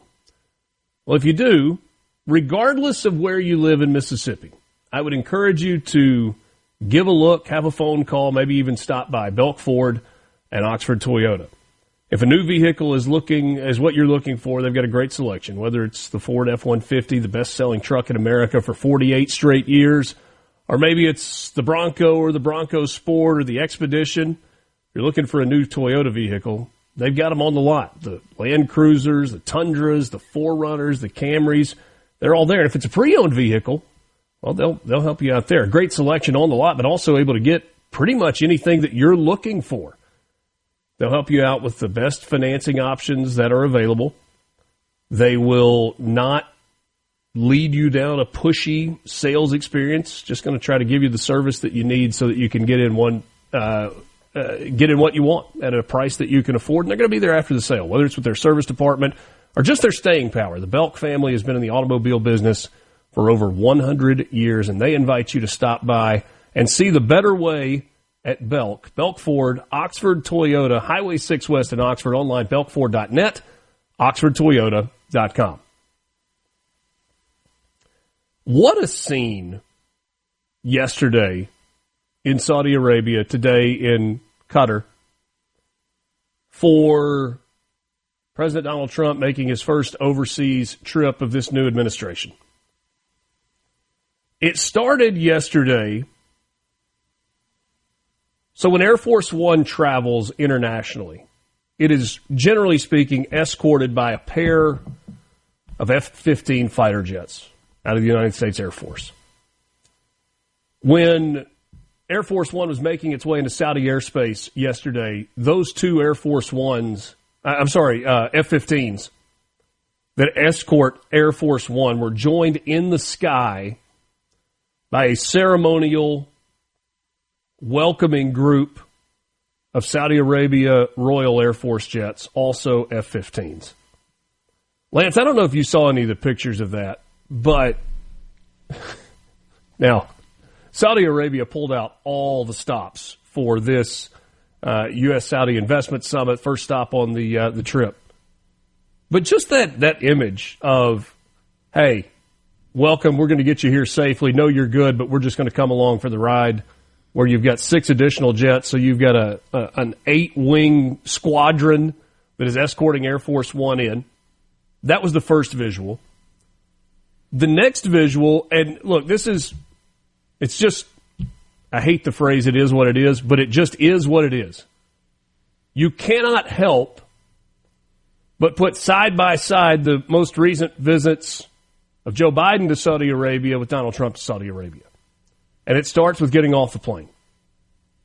Donald Trump comes down the stairs, and he is met at the bottom of the stairs by the Crown Prince, Mohammed bin Salman, MBS. That in and of itself is a break of customs in Saudi Arabia. Crown Prince or the King does not meet foreign dignitaries at the steps of the plane on the tarmac. It's not how it works. They send an emissary who then escorts the dignitary to the meeting place, and they're welcome there. That's what happened when Joe Biden was last there. He was met by a lower-level emissary of the Crown Prince, dropped off at the palace or the meeting place, and when he and MBS see each other, they fist bump. He was joking with him, too, which was funny because... Hey, what up, bro? Hey, what's up, guy? Give me some nuts. Yeah. Yesterday, the Crown Prince of Saudi Arabia was waiting on the tarmac at the foot of the stairs with an open-handed handshake and then what looks like the most cordial and casual conversation between the two as they're walking down the lavender carpet. Trump peels off from the Crown Prince, speaks to, greets, shakes hands with a number of military officials, comes back in, gets in the beast. By the way, an overseas trip for a sitting American president is an insane operation, including sending a C-130 in advance that has the presidential limo and the Suburbans and all of those things. And so he gets in the beast and he's riding to the Saudi palace or wherever their first stop was. And you get the images of this mounted guard surrounding the beast and escorting it through the streets of Riyadh. Horses for like as far as the eye can see with soldiers on their backs. Like the visuals of it were just stunning. Yeah, I want one of those rugs that they put on the camels. Those things look amazing. And then you get to the actual forum. I mean, you want to talk about visuals. Holy cow. Donald Trump is announced. He comes on stage, and there is music that is accompanying him as he is on stage, coming onto stage. Did you see this? Did you see this, Lance? I've watched so much, I'm not quite sure what I caught all of. He comes on stage to Lee Greenwood singing "God Bless the USA," and it's not like just the chorus as he's walking to the lectern and the microphone. He comes onto stage and stands 20 feet from the podium and allows the entire 2.5-minute song to play. The whole thing. He's in Riyadh, Saudi Arabia, speaking to 1,000 people in full Middle East regalia, the long robes and the headgear and the whole deal, and they stand basically at attention for the entirety of the song. He gives his speech, which we're going to play for you in just a second, or at least part of it in just a second. And then YMCA cranks up. It's never a dull day with this. You can't make it up. And what happens when YMCA cranks up? The Crown Prince, Mohammed bin Salman, stands, walks across the ground in front of the stage, over to the staircase, walks up on stage, and he stands right next to Trump, grinning like a Cheshire cat, while YMCA blasts to the audience. Then they go out back for pictures, and the press and all those things, still grinning like a cat. They're standing there side by side with the little Trump thumbs up deal. I saw somebody on Twitter said, there is literally another man in the world that MBS would take this picture with. No. Or be that laid back, honestly. I've never seen him that relaxed. Not at all. Not at all. And oh, by the way, the significance of this trip to the Middle East, yes, it costs a lot to send the president, and I'm good grief. Is there anybody that's not there? You got Rubio there. You got Lutnick there. You got Elon there. Obviously, the president, all the security service, Secret Service people, some other high-level cabinet officials. What's the point?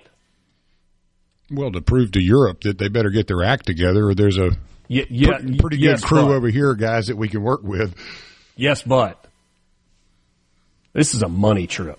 You know what? That's what I'm saying. $600 billion in investment into the United States economy announced yesterday, including like $130 billion in defense contracts. So we're going to play for you part of Trump's message yesterday. And I think there's a really fascinating part to this. And we get a message that says Trump is a troll. Maybe in part. But Donald Trump has become, maybe he always has been, but I think has become more comfortable in his own skin and more presidential than at any point prior to now. That's one of the things that I hated in the first presidency. It felt like it never looks or acts presidential. That has changed. I don't know if it changed in that field in Pennsylvania this summer. I don't know if that's when it changed. But it has changed. He's the biggest cheerleader for the United States of America. He's doing it on a global stage. But the part of his message that stuck with me so much was, so many of my predecessors have felt the need to be the morality police for the Middle East. You have your traditions, you have your customs. We need to respect those, and let's work together. It drew a standing ovation from that crowd.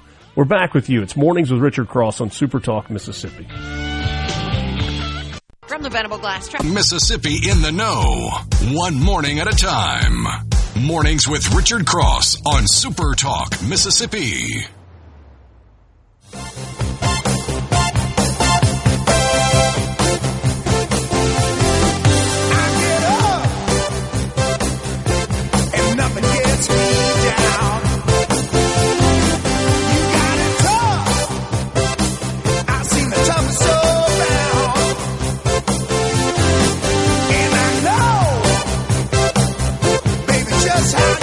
Good to be with you this morning.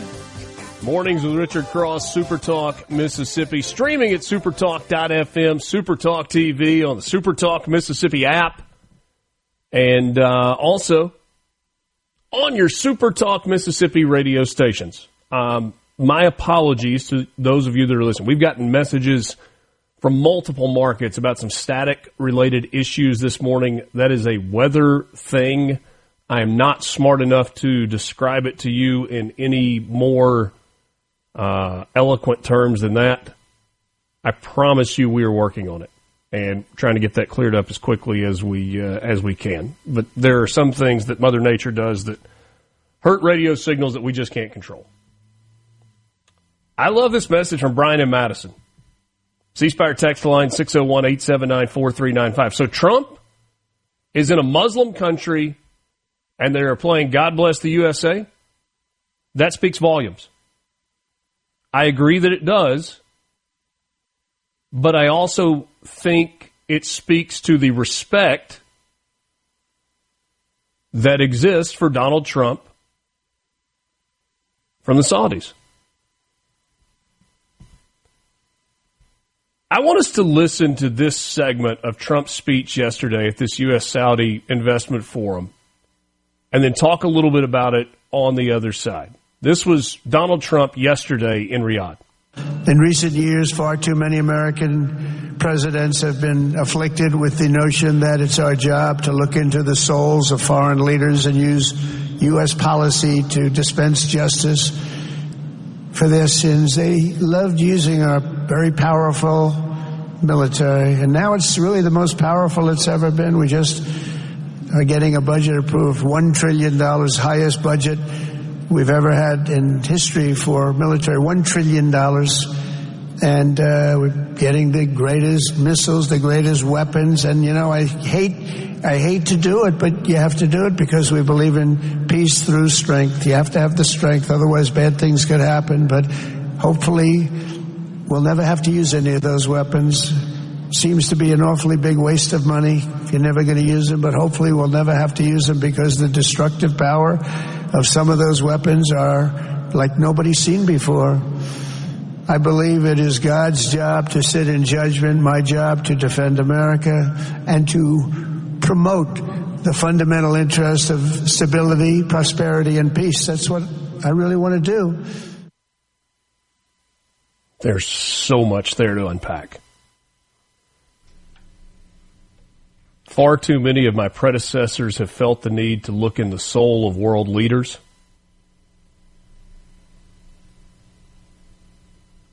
He wraps it up with,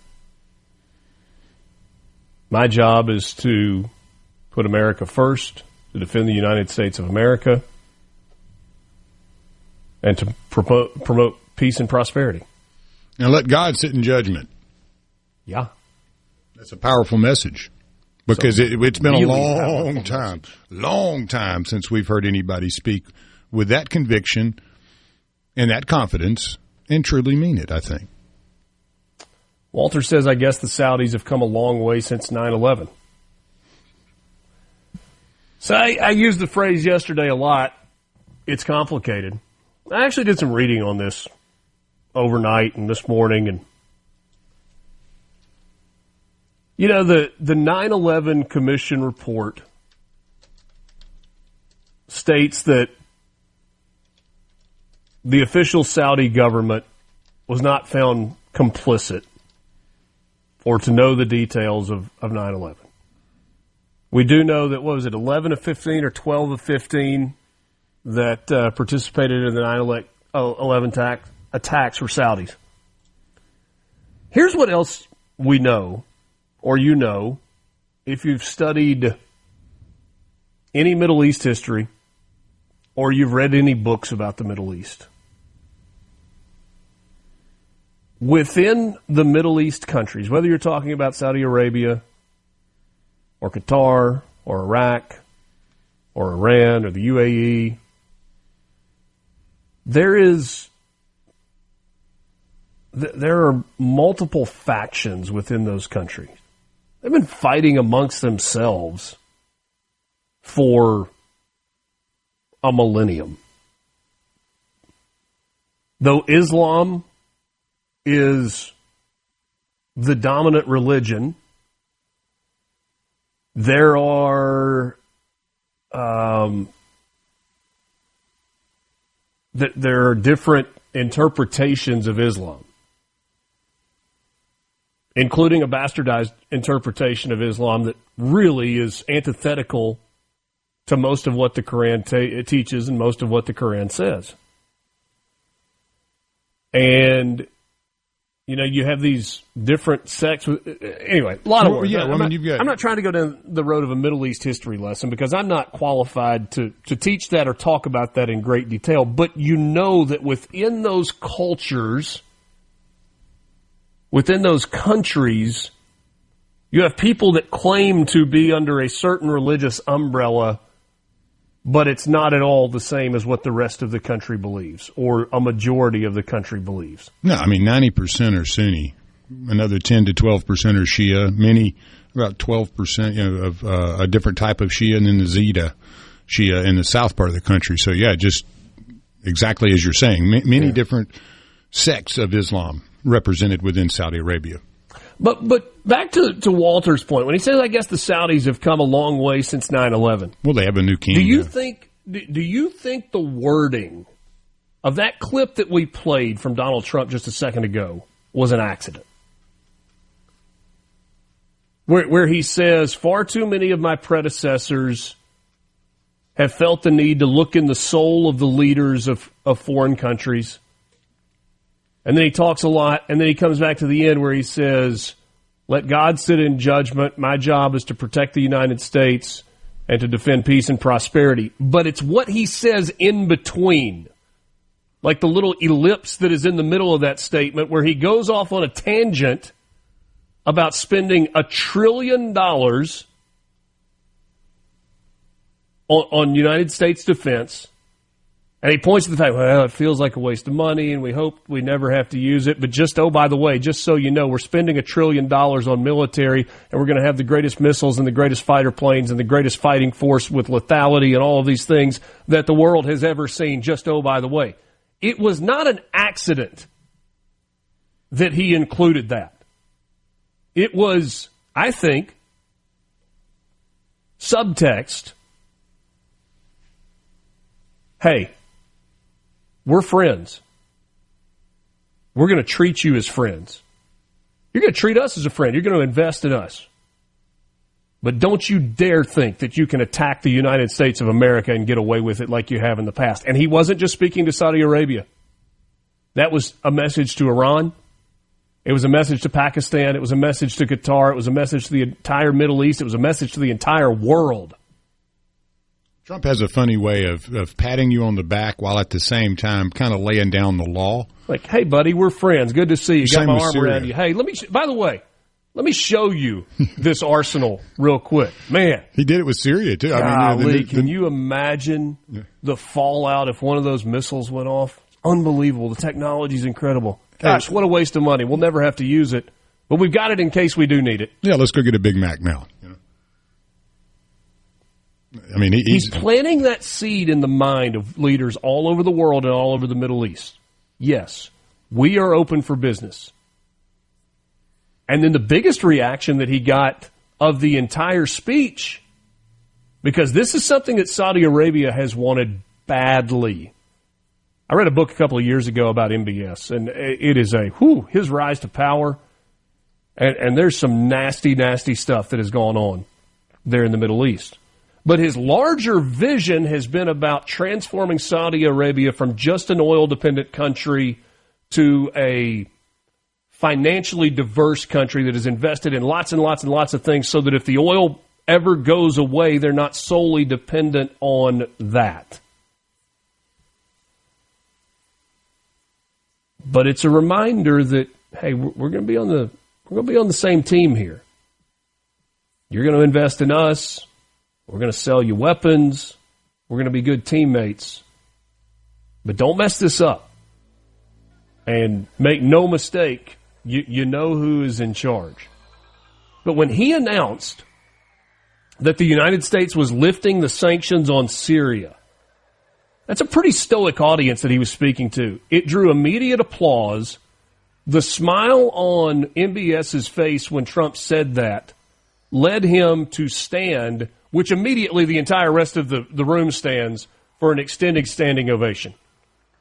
And Trump said, we're going to lift the sanctions on Syria, and we're going to do so that they've got a chance going forward to do something great. Spencer and Terry says, speak softly and carry a big stick. John and Clinton says, Trump is brilliant.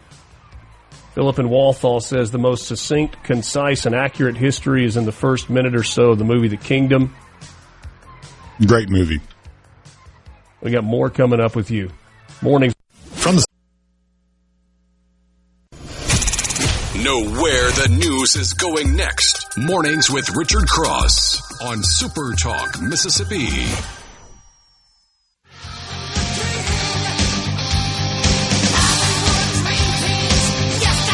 I'm not sure I was clear about the point I was trying to make earlier, Lance. We were talking just a second ago in the break. I was talking about the expense of the trip, right? You take the Beast, you take the Suburbans, you take all the security detail, you're traveling halfway around the world, big traveling party, millions and millions of dollars to make this trip. Over $1 trillion of American investment is happening as a result of this trip from the President of the United States. And don't be mistaken. Yeah, a real president getting out, not wandering off stage, does have some kind of result to it, and you can see what's happening here. Respect. There's no doubt. Kraft Heinz announced today they're investing $3 billion into the United States economy through upgrading their manufacturing facilities.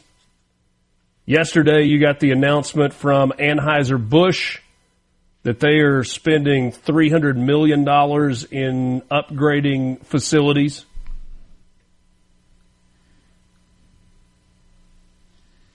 But our elected representatives and senators in Washington, D.C. want to sit there and fight amongst themselves about legislation and how it should be put into place.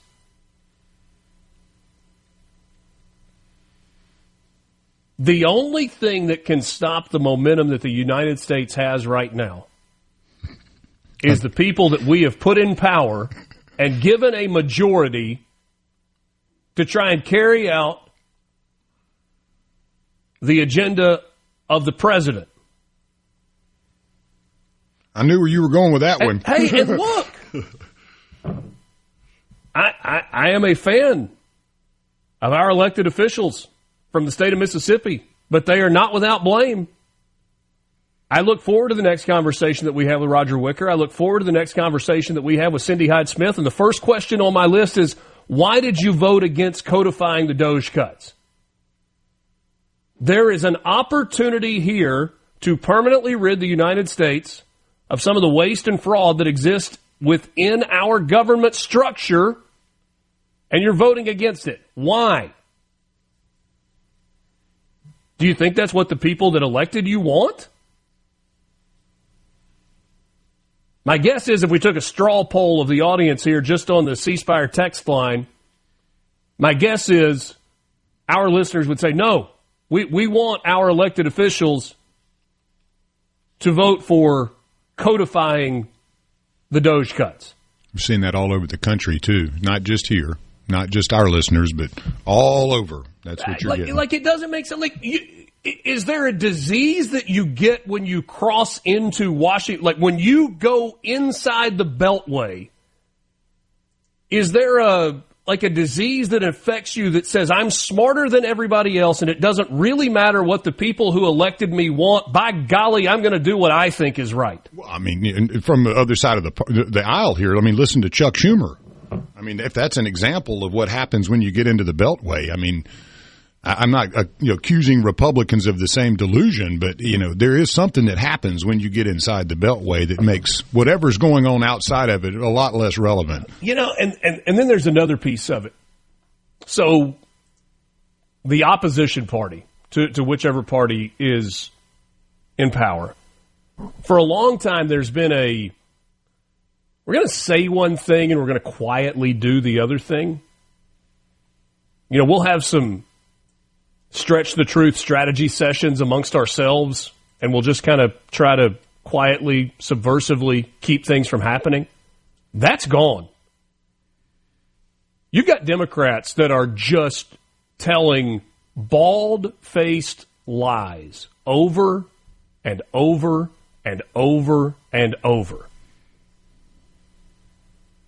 Chuck Schumer saying China got the best of us in the trade deal. On what planet? How? When?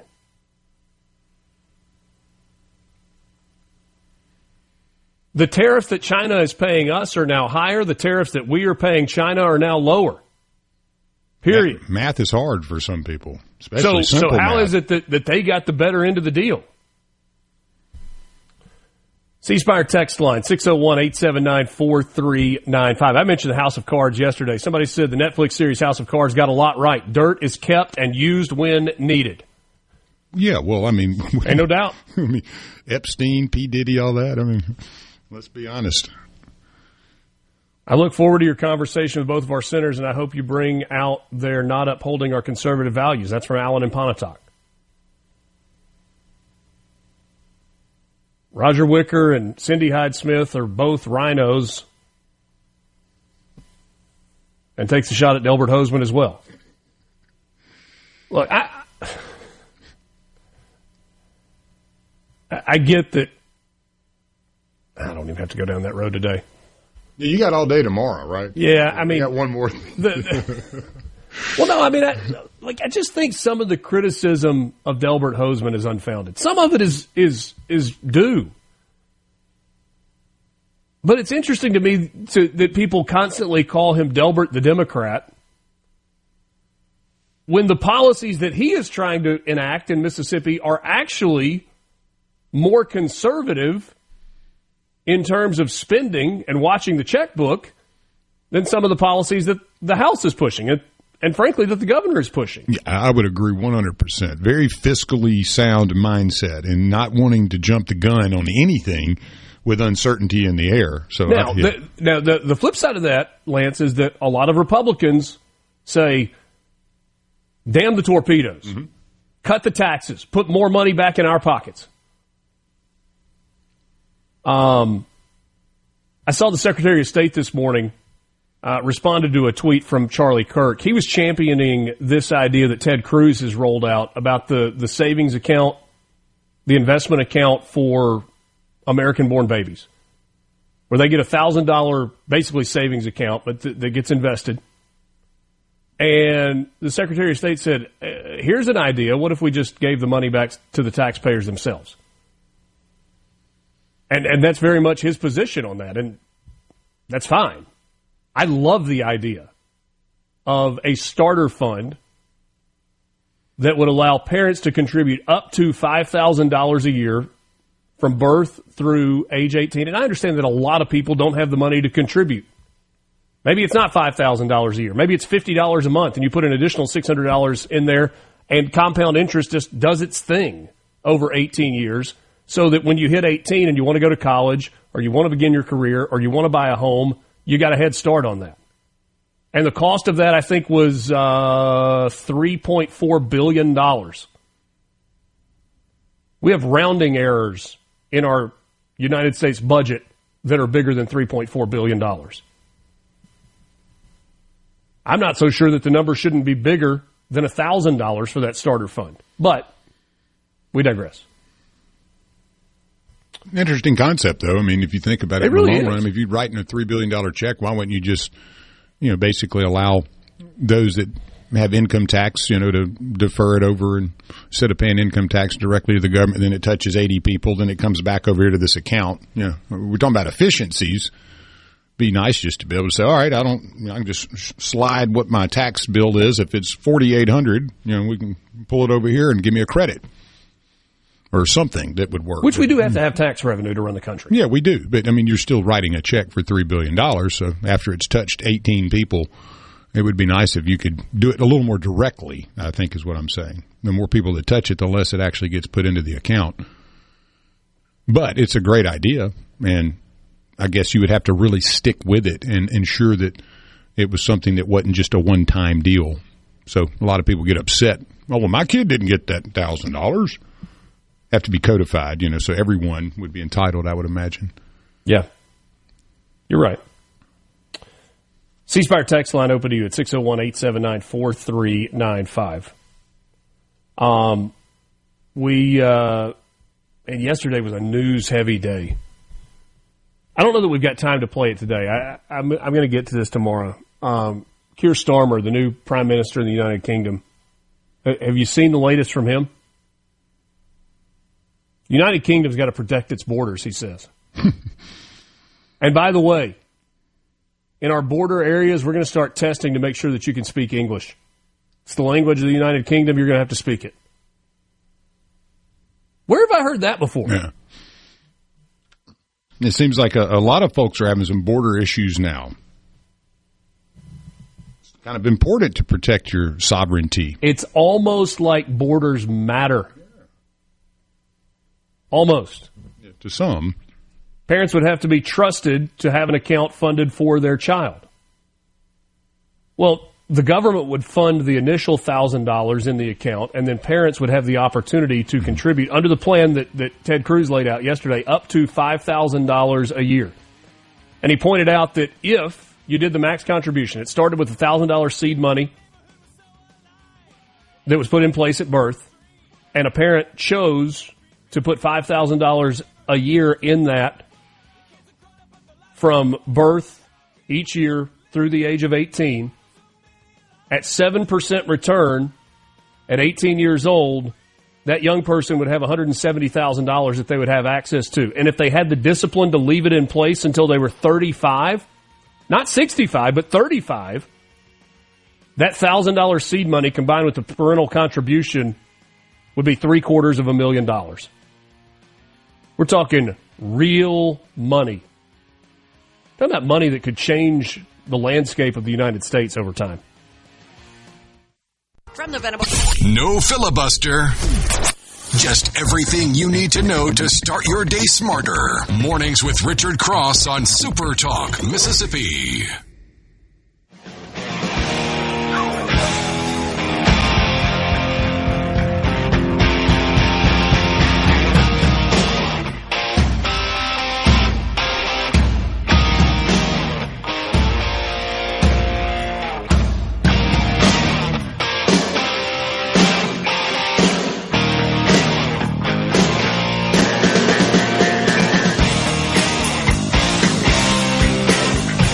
Appreciate you being with us this morning.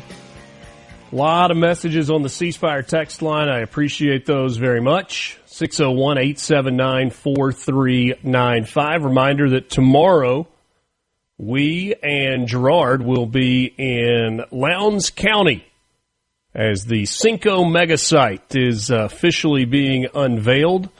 Look forward to a bunch of guests from that part of the state of Mississippi, talking about the investment that they are making in that multi-county region, the partnership, the working together. A lot of good stuff happening there in the Golden Triangle. So we'll be there from 6 to 9 tomorrow morning.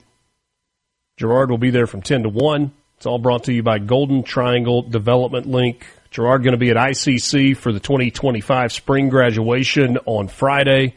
Garden Mama going to be at Tupelo Farmers Market at the Depot on Saturday. So a lot going on. Super Talk Mississippi on the road with you. I was exchanging messages with someone and said that the point in terms of the $3.4 billion that would go to fund those accounts, what if we just funded the core functions of government? We spend $3.4 billion here, $3.4 billion there. We go shake the money tree in the backyard, get the Oh, wait, that's not there. You mean the IRS, yeah.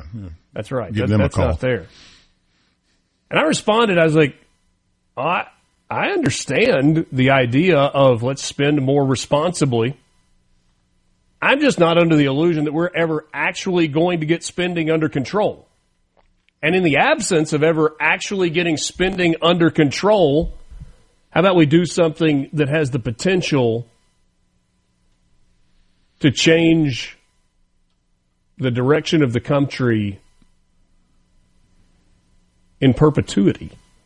I'm a fan of, if you want to decrease spending, then quit sending so much money to the federal government to spend. If you actually decrease the amount coming in, then there will be an impetus to spend less. I don't believe that you'll ever get true cuts until you limit revenue, which is coming into the Beltway. That's just my opinion, though. Yeah. And you say, what comes first, the chicken or the egg? I think you have to actually overhaul the tax code, and then you probably could go in and decrease spending, knowing what you have coming is limited. And two, the debt ceiling's always an issue. You can just say, hey, let's build another floor on this thing anytime you want. Well, where is the restriction in spending going to come from? Just that you cut jobs in government? Well, if you have unlimited money to print, then you can just go over and print more. Or borrow it from the Fed, I should say. Yeah. It's not really doing a whole lot to get that $36 trillion deficit under control when you just go print more money. Yeah, it's kind of a double-edged type of sword there. If you have unlimited revenue coming in, why would you ever quit spending? I think that's kind of how most households would function, too. I mean, if you had unlimited money, you're not going to be on a budget. Go have a good time. You see the news that the federal government is taking over Rikers Island, prison in New York? Interesting. They've got some bad guys that they're really wanting to put behind some serious bars, man. Talking about Alcatraz and Rikers. Yeah, they know there's some bad dudes that need a place to go. And it's as if they are saying, You don't want us to send people to Centco in El Salvador? You don't want us to send them to, I don't know, ICE detainment centers because you're going to protest? Fine. We'll send them to Rikers and just lock them up.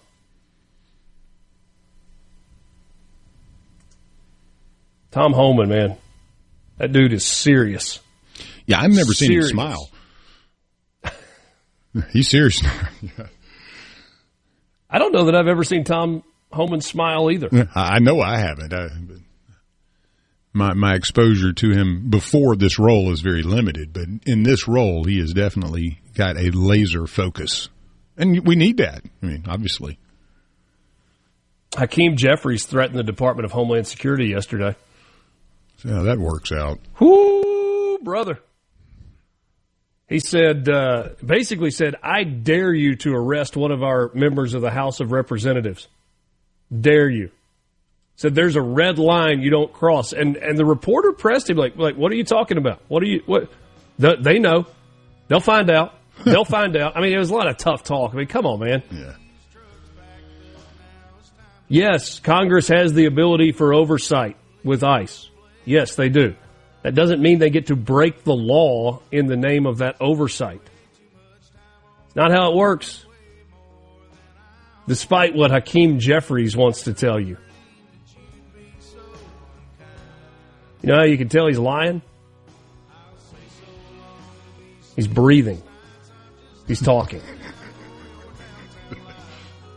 A pleasure to be with you on this Wednesday morning. We hope you have a wonderful day. For Lance, I'm Richard. Mornings with Richard Cross, SuperTalk, Mississippi.